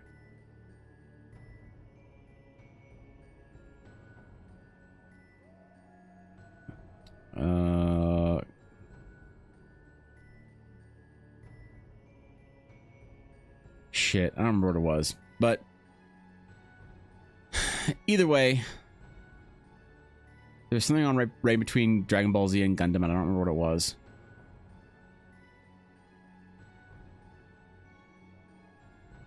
I'm looking through the anime series or the animated series they had on. Was it Escaflowne? It might have been Escaflowne, to be honest.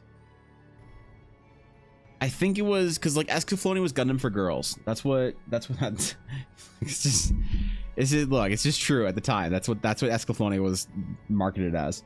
So I think it was Dragon Ball Z, Escaflowne, and then Gundam. Story does expand into 3 and 4, but it started going into a direction I was 100% on board with. See why people love them, and Keanu's action sequences are definitely high A/low S tier. Yeah, he's legit. He used to play Full Metal Alchemist on Adult Swim. Yeah, no, this was a Canadian broadcast thing, and I don't think even like Thorkin is old enough to remember a lot of like early 2000s YTV stuff. I think you have to be around like to remember that time. I think like that I'm thinking of. I think you have to be like close to 30. I don't know how many other Canadians in here in TDC are like my age ish, but yeah, YTV was like a Canadian broadcasting company for like animated shows, and it was like what we went. It was our like channel that we went home and watched when we were in like junior high and shit. So.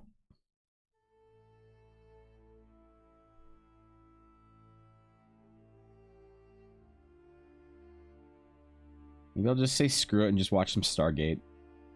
If I want sci-fi. No, I want to read something. Never mind. I want to read a sci-fi book series or something like that. Something that gives me the same vibes as BattleTech or Mass Effect is what I want. That high sci-fi, exploring new worlds, that kind of vibe, you know? The equipment to 4Kids. Was 4Kids a station? I thought 4Kids was like a production company that like translated and stuff. Because like we had 4Kids entertainment stuff. Like you see 4Kids stuff on YTV. Have you answered before getting distracted by insert drama here? Oh no, I missed Thorkin. Possible to get a bit more feedback towards the end on the study. Yes, 100%. Where is it? Is it in? Oh, it is. Yeah. Hashtag studies. Okay. 100%. Wait. What is this shit? Forgot the censoring. Fixed it for Evan. That.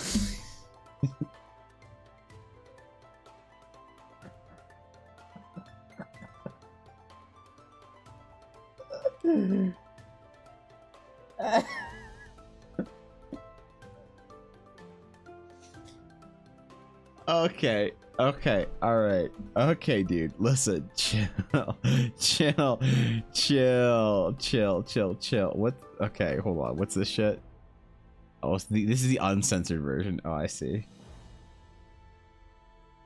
Studies, whip, and FUBA. Where we at? All right, progress in the academy piece. So affects a lot of the things, especially the hands, but I like the lighting scenario. Honestly, looking forward to switch to color. Would love some feedback on how to usually go from grayscale to color. Oh man, how do you go from grayscale to color?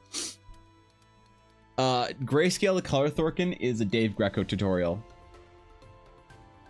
Yep, it's a Dave Greco tutorial. And I don't remember how to do it because I stopped painting in grayscale years ago. Because I could never do. I found it easier to paint in color than it was and alter those colors than to paint with no hue whatsoever. And I completely forced myself out of painting with grayscale. But actually, it's funny that this comes up because I was thinking literally in the last week that I should try my old painting, sort of like when I was in university learning how to paint for the first time.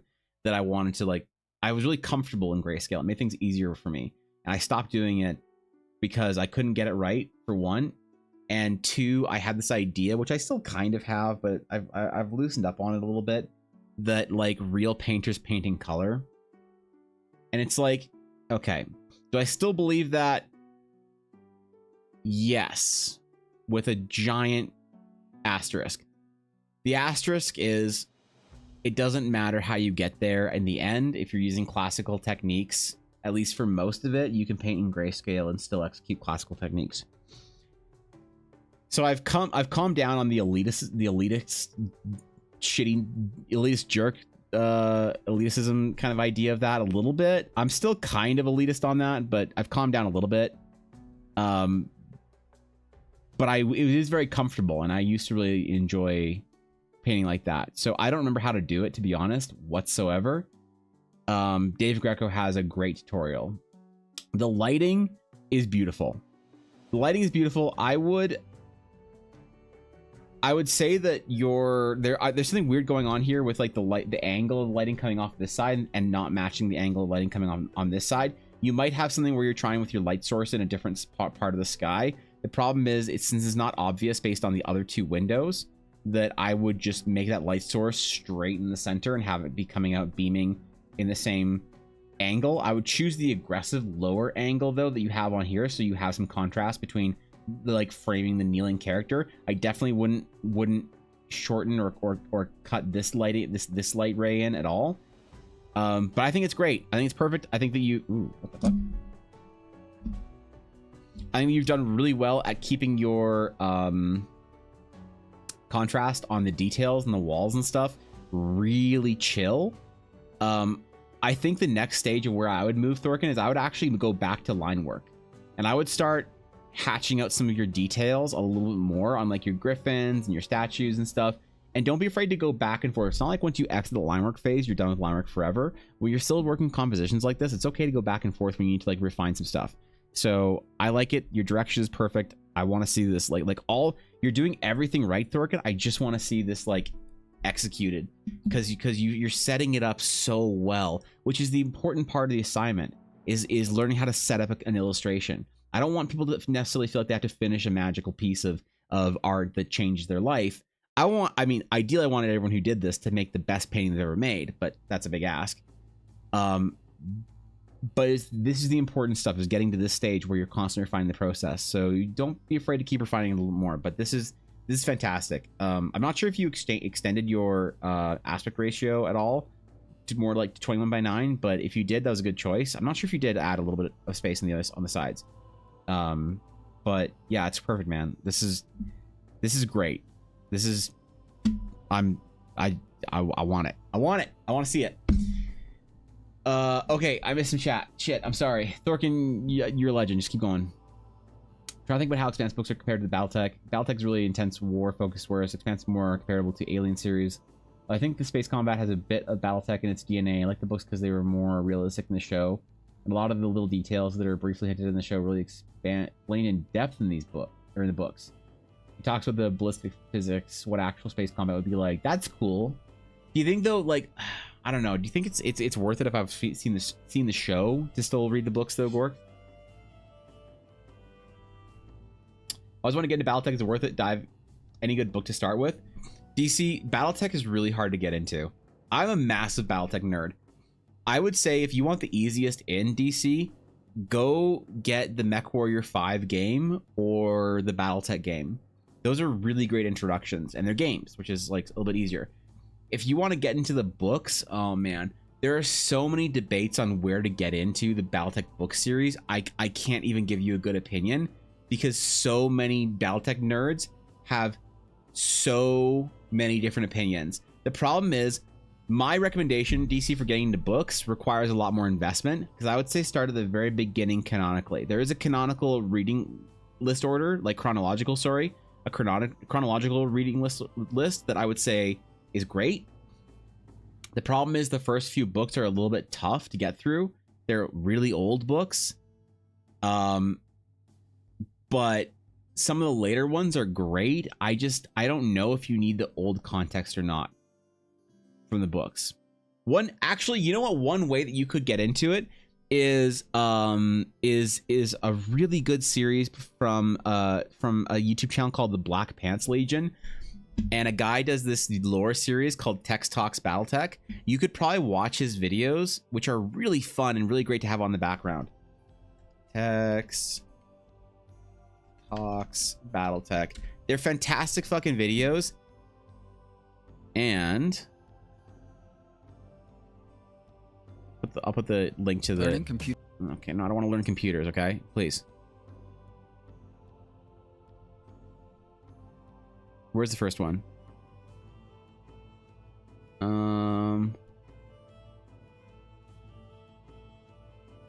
Fuck, which one of these? I think the Amaris Civil War is the place to start. I think.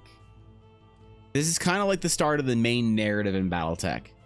And he does these great, they're not all an hour long. Some of them are 2 hours long, some of them are 15 and 20 minutes long. These are fantastic videos. If depending on your attention span, videos or the games or either videos or games or the novels are a great place to jump into. But the novels are, some of them are really hit and miss. Some of them are really good. Some of them are kind of hard to read. And I don't have a good reference for that because I am an idiot and I can't read that well. And so everything's hard to read for me. So worth it if you've seen the show. Personally, I really think so, but your preferences are probably a bit different than mine. So yeah, the thing is, Gork, it's like, I want new stories, and I wonder if there's enough more in the books. It's kind of like Gork. If you've seen The Lord of the Rings, I would recommend that you still read the books. But like, if you've seen Harry Potter, Ella doesn't necessarily recommend reading the books, right? Things like that. Also, what's up, Fishy? I didn't say hi to you yet. Hello, Fishy. I made you part of a sub goal, by the way. Are you okay with that? Are you okay being part of my sub goals? Can I volunteer you for a sub goal? Because this is important. This is wait, what's attention span? I don't know. I did say that if we hit 1,000 subs again, I would deify Evangeline. If we hit 1,500 subs, I would draw Evangeline X Fishy Ludes. So your mods love the idea, by the way. That's a good take, Cobalt. Don't listen in the background if you actually want to learn the lore, though. So much happens. Yeah, okay. Uncensored Ludes, Fishy. Uncensored Ludes. All right. These aren't just casual Ludes. Okay. Text Out Baltic's really good place to start getting into. Agree with that. Yeah, Text is great. I mean, there are other YouTube videos, but I think Texts are the best. The problem is I see canonically at the start of the playlist is not somewhere where I would start necessarily. I would start lower down here when it starts, because these are all individual stories that happen within Battletech. You know, the Mad Cat lore, Summoner lore, the Catapult. These are all like the Battle of Tukiad. I forget how to say it. But I think the Amaris Civil War or the fall of the Star League, I think fall of Star League leading into the clan Exodus, I think is the best place to start with your general lore of Battletech. That is the nerdiest thing I've ever said in my entire life. And no one knows what the fuck I'm talking about when I say that shit, because nobody knows Battletech lore. But yeah, the fall of Star League and the Exodus of the clans, I think, are the best place to start with lore. But I don't know if books cover that necessarily. Right? So, do it. All right, fine. I don't know what it means. Well, I don't know if you were like a deep lore nerd or if you just played the games, Aduria. I'm impressed. Always loved mech stuff, was Gundam nerd, loved Broken Blade and Code Geass. Always loved the simplicity of two factions of mechs blowing each other up over the latter Gurren Lagann style of mech shows. Yeah, Battletech is a lot slower. Battletech is more like tanks, like 80s tank combat on legs, I'd say, than like mechs. You know, very rarely are mechs cutting each other in half with swords or stuff like that. The Mech Warrior games are awesome. Mech Warrior 5 is fantastic. I would play the shit out of that if I were you and you wanted to get into it. And I would also play the Battletech games. Those are fucking fantastic too. Then you read the Blood of Kerensky. It covers a lot of the Star League backstory in the clan invasions. What's Blood of Kerensky is 3 books, right? I'm thinking something different. Cause yeah, which was the first one? Lethal Heritage. Lethal Heritage, Blood and Legacy, Lost Destiny. So you could, that's actually good. Gore makes a good point here. You could start with Lethal Heritage. That's a good, I don't remember what happens in each individual book, but I'm gonna trust Gork on this one. The Clan Exodus and the Civil War. Was there a novels that covered the Civil War before this immediately, or? So I would start with the Civil War, honestly. But if they cover it all in Blood of Kerensky, then that's probably fine. I guess. I don't know. This is way too nerdy. I'm losing people.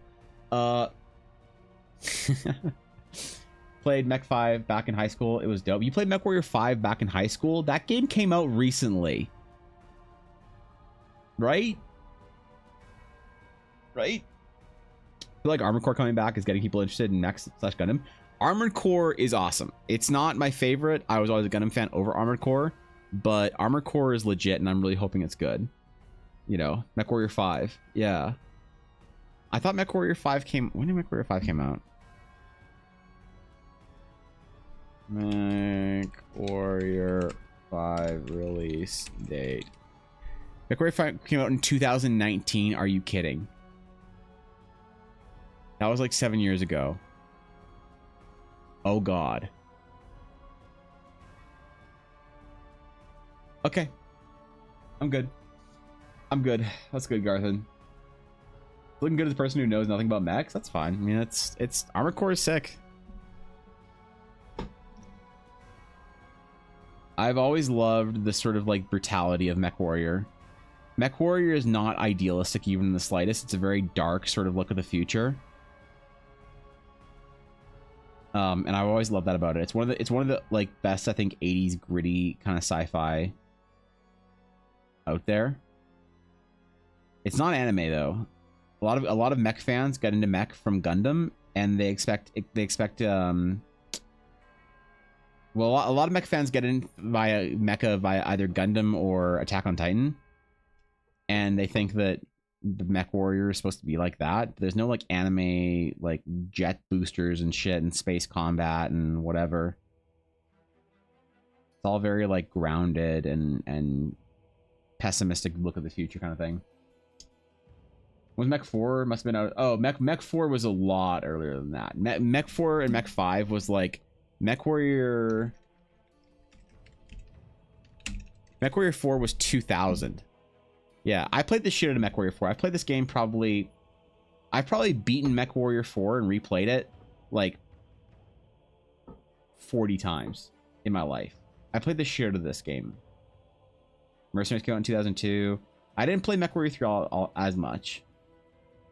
But yeah, I've always loved when Mech Warrior 2 came out. My dad and brother and I would take turns playing Mech Warrior 2. When my family got our first computer, our first real computer, because we had like a DOS machine, but my dad worked for a telecom company and he was pretty high up at the time in the 90s, and computers were like, the family computer was still a new idea. So that was when Windows 95, Microsoft had these like shows that go around and like do these like fancy like company events. So I remember we went to this like thing, looked at the new computers as a family. So one of my earliest memories, like being alive, because I was like 4 or 5 or whatever, some shit. And when we came with our Windows 95 PC, we bought or it came with or whatever Mech Warrior 2. And my brother, my dad, and I would take turns. We had 2 desks in our office downstairs, one that was like the computer desk and one on the other side of the room, which was like the working desk or the writing desk or whatever. And so my brother or dad or I or whatever, the 2 of us would sit on the writing desk behind or in like an extra office chair, and we'd take turns playing Mech Warrior 2 missions. And that's some of my best memories from my dad and my brother and I when we were young. My brother and I were young. And ever since then, I have been a Mech Warrior devotee. It's been such a big part of my life that I can't ever talk about because nobody fucking, like, nobody I know is into it or whatever. But I'm excited to see the people here, like, into Battletech.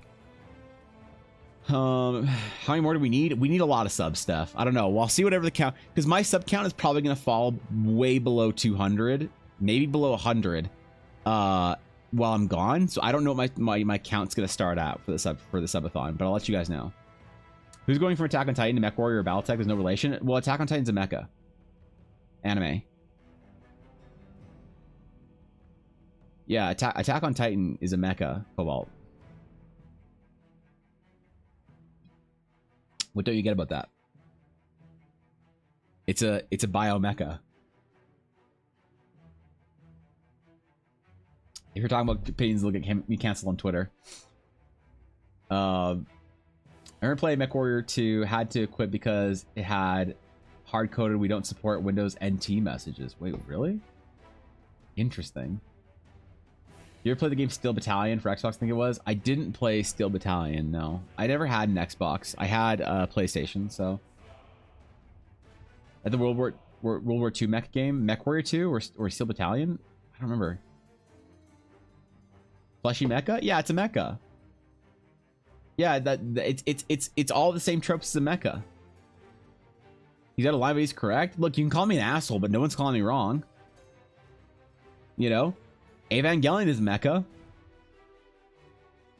Like, nobody questions that Evangelion is a mecha. But the only difference between Evangelion and Attack on Titan is that they're wearing armor in Evangelion.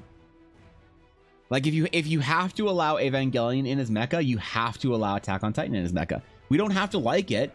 It's like, is a hot dog a sandwich? You have to say yes. You don't ever have to support it or like that opinion or do anything with that opinion. But if you're honest with yourself, a hot dog's a sandwich, you know? And you just got to deal with it. A hot dog is a taco and a taco is a sandwich. Right? And so, you know, strongly disagree. Attack on Titan is a zombie story. It's a zombie mecha. It's a zombie biomecha. Right? Yeah, see, Fishy, I don't know who's yelling at you for this shit, Fishy. Right? Hot dog's a sandwich, a taco's a sandwich. Wait, a taco is a sandwich, and no, it's not. A taco's a sandwich. Yep, hamburger's a sandwich, taco's a sandwich. Me playing World of Warcraft with the boys shirtless in my bed was a sandwich in 2004. But that's a different kind of sandwich. So, Iron Brigade, I think so. Hot dog isn't 2 pieces of bread. A hot dog is 2 pieces of bread. A hot dog is absolutely 2 pieces of bread. You know why? Because that little thing, that little thin layer of bread that keeps the hot dog bun together, it always breaks. Don't fucking pretend. Steph, get off your high horse. Don't come into my stream and pretend like you're so much better than us where your hot dog bun doesn't separate. Like you're the perfect example of a human being, and your hot dog bun, by the end of that, when you're getting little ketchup fucking nibbles at the end because you ate your hot dog already, that isn't 2 pieces of bread. I defy you to tell me that you're better than everyone who has ever lived, and you somehow are the chosen one that manages to keep your hot dog bun together. All right? Pizza's a salad. Okay, never mind. This is just going to get degenerate. This is going to get degenerate. I don't... Okay. Not a rap? What the fuck? Wait, what? Who said it's a rap? I'd argue the contents of a hot dog to help classify as a taco. A taco usually contains a form of meat, yep, cheese, and salsa and beans, among other things. A hot dog is also contains such ingredients, the meat being a hot dog. People add a slice of cheese to the hot dog, relish, which is by definition essentially salsa, true. Maybe people add baked beans to their hot dogs, exactly, to their sandwiches. Listen, technically, it's true. It doesn't mean it have to be spiritually true. Evangelion or Attack on Titan is technically a mecha, the same way a hot dog is technically a sandwich. All right, we don't have to agree that it's spirit, you know? It's like how Star Wars is technically fantasy. You know, we don't have to we can admire the technicality and then move on with our lives. We don't have to dwell on it. No one's out here changing the world because hot dogs are sandwiches or because Attack on Titan is a mecha. Right? Salad is a deconstructed pizza? Wait. Which way is it, Fishy? Chop my hot dogs and put them in beans? So yes, I am better? Okay, never mind. I'm sorry, ma'am. I'm sorry. I'm sorry I questioned you. I'm sorry, ma'am. This was settled by a Cuban rule of food. Hot dog is a taco, but tacos are distinct from sandwiches by how many side of carbs you're filling face. Well, what if when you're eating a taco, you have a hard shell taco and the hard shell comes apart and breaks? Pizza is an assembled charcuterie board. Is that a salad too? The bun is drilled into, not the sausage. Who even brought up a corn dog? A corn dog is a calzone. What if you're eating a crunch wrap? A crunch wrap.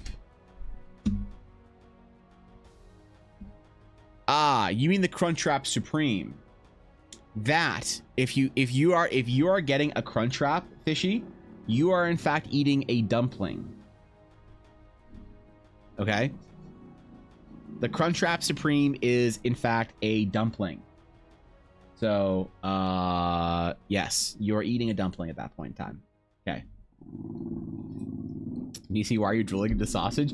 I am missing what DC is saying, and I'm just catching Viddy's reactions to what DC is saying, and I feel like there's a whole story here that I'm missing. But DC's disgust is just or Viddy's disgust with DC's takes here is all I need to know.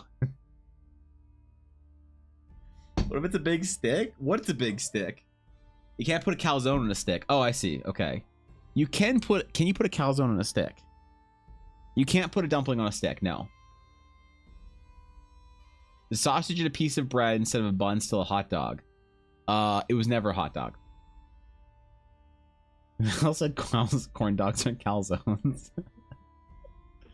Maybe it's a bit easy to get under Viddy's skin though. People lick. Okay. Alright. Chill. Chill. Little angry Scottish boy. Thank you for the follow. I appreciate it. Thank you. Awkward day, little angry Scottish boy, to follow, considering I'm gonna be gone for 2 weeks after this stream. So I deeply appreciate the follow, and I'm sorry if I'm missing and just not here for 2 weeks. I really appreciate you, and thank you. That means a lot. Korean corn dog is a calzone, especially if it's a Korean corn dog. How does that matter? I'm gonna stay fair. I'll prove you wrong. But what? You can put anything on a stick? Okay, yeah, never mind. You can put anything on a stick. That's true. You can put anything on a stick. Blaze would know. He is the master of corn, so he would know. Chep Taka's video for what I mean. Okay, hold on. Now I'm invested in this. Now I'm invested in this battle of wits between Disappointment Chan and Gris Vitty. What do we got here? What do we got here? We got some debauchery. Such elegance. Okay, chill on the Spy X family. But also I'm gonna save that. Alright. What is this? Am I allowed to show this on stream? Who puts that's a butt? Man, what are you guys doing in Australia? Like, I'm sorry, man. You guys fucked up. Also, Subway sandwiches are cakes. There is enough sugar in the bread that I believe it. I would indeed know. Iowa State Fire has trained me in this exact scenario. DC no longer has... Wait, food take privileges? Alright. The cube of rule of food. The grand unified theory of food identification.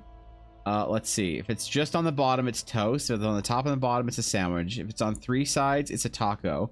If it's on 4 sides, it's sushi. That's bullshit. If it's on 5 sides, it's a soup/salad with bread bowl. If it's on 6 sides, a calzone. That's not true. Because pierogi and pierogi are not calzones, they're dumplings. Calzones are just dumplings. I will say that this is the one that offends me the most, is that a calzone is just a dumpling.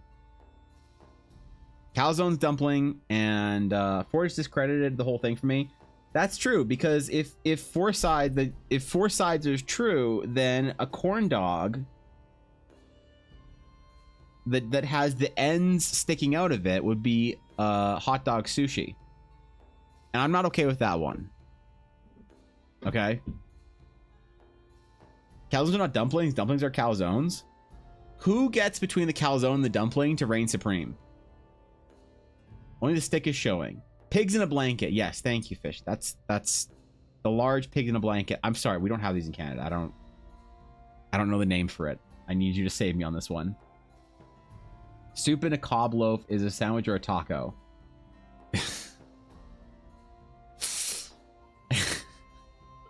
You know, be okay with it, just accept that it's true. No, I see. Here's the thing: the calzone is inferior. The calzone is far inferior to the dumpling. So I'm afraid the calzone can't maintain the naming convention. The problem is we need to maybe go back in time and see historically when the calzone was invented and when the dumpling was invented. And Fishy's in chat, so no matter what, she's gonna say the dumpling's older. She can be like, in 3rd century Ming dynastic BC North China province, the dumpling was thus invented 14,000 years before the calzone or some shit. But I trust her. I trust her. All right. Yeah. There's worse. Wait, calzones are just worse grinders? What the fuck is that? Did I read that right?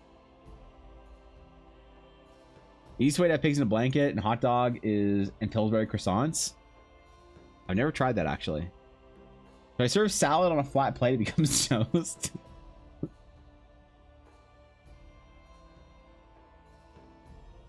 You serve salad on a flat plate, it becomes toast. Yes. Yes, it does. It does become toast. Okay. Yeah. Yep, Thorkin gets it. Don't eat the plate, Thorkin. So, is a pie salad or toast?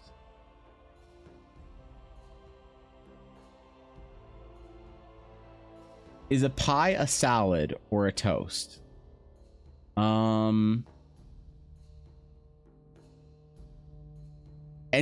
is it, what's a donut? What happens if it only has one half of one side? If it has a hole in it. It's a calzone. Covered on top is a calzone. Oh. Donut's just bread? What if I have pineapple? What is a pineapple? What if I'm eating pineapple out of a pineapple? So what if I core the pineapple? Okay, hold on. So what if I have a pineapple? All right. And I core the pineapple. And I pour pineapple juice in. Thank you for 100 bits. Appreciate it. And then I have pineapple spears sticking out of the pineapple. If I place the pineapple flesh back into the pineapple corpse, okay, and I have a fork, and I eat the pineapple, does this then make it toast? Or is it a salad? At that point, you're a monster? An ananas eats you while you eat it? True. That shit's spiky. I'm thinking the internet rando that left a lasting impression on me by asserting that a real stromboli is defined by its fillings. I don't even know what stromboli is. That sounds delicious, though. It's a salad with a bread bowl. It's a salad with a bread bowl, even though it's made of pineapple. Okay. Based on cultural history and who came first, a calzone is actually an egg roll. Oh.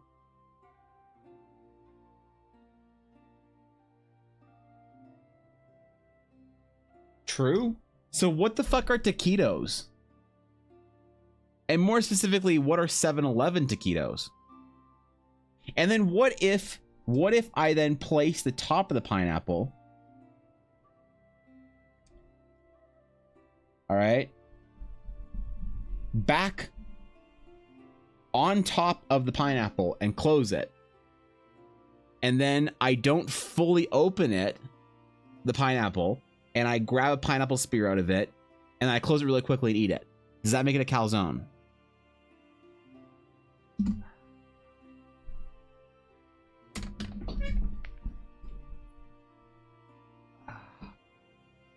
You know, what do you think? 7-Eleven taquitos are a cry for help. What do you think? What's your chew? You just want your chew. I see you staring at it. I see you giving me side eye. I see you giving me side eye. Here, you know. Here. Pineapple? Hit the pineapple.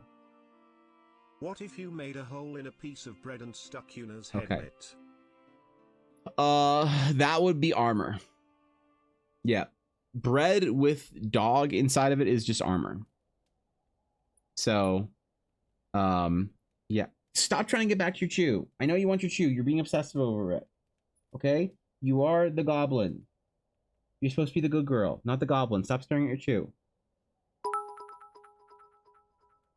Okay? When you pour milk into cereal, does the milk become a beverage, a broth, or a sauce? Answer carefully, Mr. Blair. Lives are at stake. It becomes a calzone because the milk, if the milk is above the level of cereal, then it becomes a milk calzone. Right? Why are you trying to get away so badly right now? You just want your chew. But you're crying at me because I'm not holding your chew properly for you. So what are you gonna do about it? Are you gonna stop crying if I put you down? Does anyone else have this problem with their dog? Where your dog demands, Yuna demands that I hold her chew. We give her these beef chews. They're like beef muscles or whatever. We give her these beef chews, okay?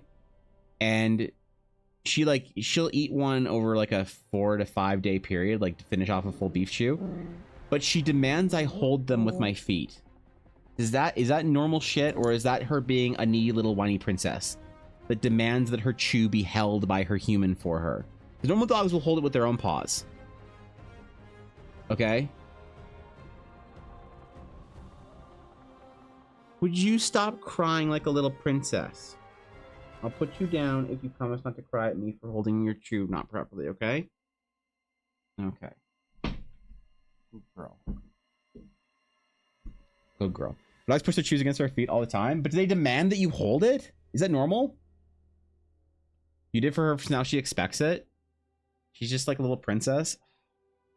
I'm literally holding her chew in between my feet. Full on Canadian weird? Maybe. Yeah. I'm holding it between my fucking feet for her. This spoiled little creature. Is it a man's I throw his ball no less than Cobalt's age times a day, so it could be worse? That's fair. That's... But you got the little auto throw thingy, right? Yuna... Never forget how many turkeys you could have purchased for her price. So I subtract from Yuna's total price however many bits she gets while she's on screen. And she's got probably around like 3,000 bits by now. So I guess it's like $1,470.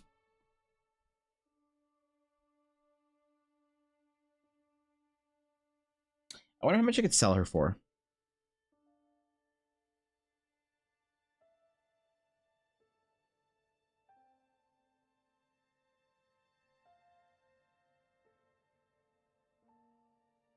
Probably enough. Nowhere near sure what she's worth. All right. So listen, guys, I'm gonna be off for 2 weeks now. Today's my last stream. Today's my last stream for 2 whole weeks. Because it would cost you a marriage at least one lifetime of happiness. Man, yeah. Would I really want to have to deal with unmodding Ella again? Um, I am not going to be here for 2 weeks. For those of you who don't know, I am going to war for 2 weeks. I'm going to war for 2 weeks, starting today. And I am going to be working 14 to 18 hours a day, try and catch up on everything. Because I feel like I, in some ways, owe the greater TDC a bit of an apology. And that's been apparent with a lot of things recently that people feel a little bit let down. And I see that. I see that in certain engagement, things that I post, you know, excitement levels for Horizon, other stuff, shit like that. And so I want to let you know that I am going to be taking time to finish all the projects I have, and then returning to making Horizon and development of the Eldarin adventure and commissions reopening, all of that. I'm coming back. As soon as I'm coming back, I'm taking time off, and it's really hard. I expend a lot of energy on days that I'm streaming. I'm not usually this loud or animated or anything when I'm streaming, or when I'm like just chilling. And like my friends will know, and like mods will know, and things like that. When I'm just chilling, I'm a lot more low energy. So it takes a lot out of me to stream, and I love it. I don't want to change the way I stream. This is my favorite part of the day.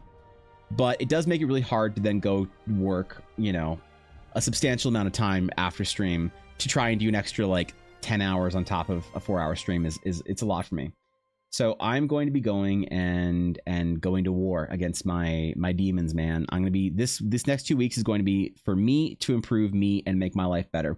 So I'm going to be working on practicing every day. I'm going to dedicate an hour and a half to 3 hours, around 2 hours average, to sketching, studying, practice. So when I come back, we are going to be in the next few weeks after I come back, maybe it'll be on the Friday I come back, I'm going to start taking requests on Fridays for character sketches, ideally. Not promising anything as soon as I come back, because I need to find a sketch style that's a little bit faster and a little bit better. But I want to start doing characters for people, and I need to get a lot better and a lot faster. So I'm going to be doing that. I'm going to be working every day to practice. I'm going to be working every day to try and get caught up on projects, to get caught up on Patreon, to get caught up on everything. So when I come back strong and healthy. I'm going to keep trying to go for my hour-long walks every day. I'm hoping to be down some weight when I come back. I ended June, from the beginning of June to the end of June, I'm down 8 pounds since we started the fitness challenge. So for those of you who are taking part in the fitness challenge, you're all fantastic. You're champions, and I see you guys. I see you putting the work in. I see you making your posts, and I have not been attentive enough to recognize you guys when you're posting in that channel, because I haven't been attentive to my Discord. I haven't been attentive to my DMs. I haven't been attentive to my life. I've been so tired, exhausted, and burnt out that I am hitting a wall with that stuff. And so this is not really good advice, but for me, this is what I need to do. When you're burnt out as an artist, or when this is me advice, but I'm using the rhetorical you. Burnout for me is something that does not merit time off. Burnout for me is a disappointment in what I want to do and can't be doing. So for me, the fix for burnout is to work harder. And so that's why, but it's hard when you're low energy, which is a problem with burnout. So like I said, I'm going to war, man, and just wish me luck, guys, because this is going to be the hardest I've worked in a very long time. And I'm really scared, because a lot of people, when they go away for vacations or breaks or whatever, they come back, their stream's dead. And I'm terrified of that. And a lot of you guys have given me an inspired confidence and said, no, man, you're like, it's not like you're a regular streamer. Like we're a tight family, a close guild for a reason. And I just got to have faith in that. But it is still scary. So I'm sorry if anyone feels let down by me not being a part of your week for the next 2 weeks. If you do feel let down, I need to do this. So I need to be away for a little bit and go off and go fight for a better rest of the year for me. And I thank you guys for everyone who's been encouraging, for everyone who's been reassuring. So when I come back, I really want to come back hard. And so I thought, what's the coolest thing I could do when I come back? Big marathon? Fuck yeah. So we're going to do a big marathon stream. We're going to brand it as a meme subathon, because I think that I'm still too small of a streamer to do a subathon, like an actual real subathon. But there's going to be some cool events. I'm going to talk to my friends, maybe have some guests on, maybe play a little bit of D&D with some of the people that you know from other streams while I'm gone. I mean, you'll see me around. I'm going to be in chats. I'm going to be in Discord more over the next 2 weeks than I have been in the last 6 months. When's the new date for the Eldari Academy of Art? So the date, the due date is still ideally as close to tomorrow as possible. I'm almost done mine, and I kind of wanted to make. I've been trying to format into a video, and it's not working. Whatever.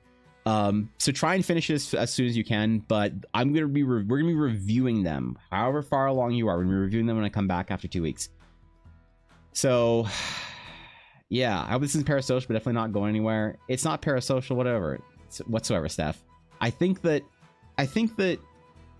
when we talk about parasocial relationships and stuff, a lot of times parasocial relationships form in bigger streamers communities where you're like not part of the team, the community, the guild, right? I really care about a lot of people, a lot of names that I see in chat today, a lot of names that I haven't seen in a long time. I really care about a lot of people, not as like a streamer viewer relationship, but as like we're both in this like cool community space of storytellers and artists and creatives and meme lords, where we're all kind of just chilling and vibing. So no, I always appreciate it. The well wishes mean a lot, and yeah, I really can't wait to get back to it and feel like I'm actually getting back to streams the way I should be, and the way you guys deserve, and in a way that I'm excited for, doing things like returning to commissions and returning to, you know, faster projects. I don't want to be working on a project for a full week anymore. I want to have time every stream when I'm done to say, okay, guys, we're going to start this during the stream, and the next stream I'm going to show you that I finished this sketch off stream. And I don't have time for that right now, and I really want to turn to that. So there's a lot of cool stuff going to happen in the next few months, and it can't happen unless I go incinerate some shit for the next 2 weeks. So I'm going to be doing that, and I appreciate you guys. So thank you for being here. Thanks for being here for my last stream for 2 weeks. Go out, tell some stories. Show me what amazing stuff you guys can do in the next 2 weeks. So when I come back, we all have some cool shit to talk about. And I guess I'll see you guys in 2 weeks on the 14th. The 14th is my tentative return date, which is a Friday stream, which is what I wanted. So I'm not gonna be live tomorrow, unfortunately. Tomorrow I have to start my week off, or my 2 weeks off, a day early. This week was fucked up because I'm not gonna have internet. I didn't have internet reliably yesterday because they were doing some stuff in my area, and I'm not gonna have internet reliably tomorrow.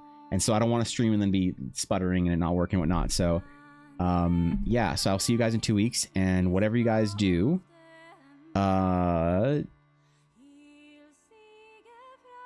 just trying to let the fact that like I don't stream to like, I don't know. I know a lot.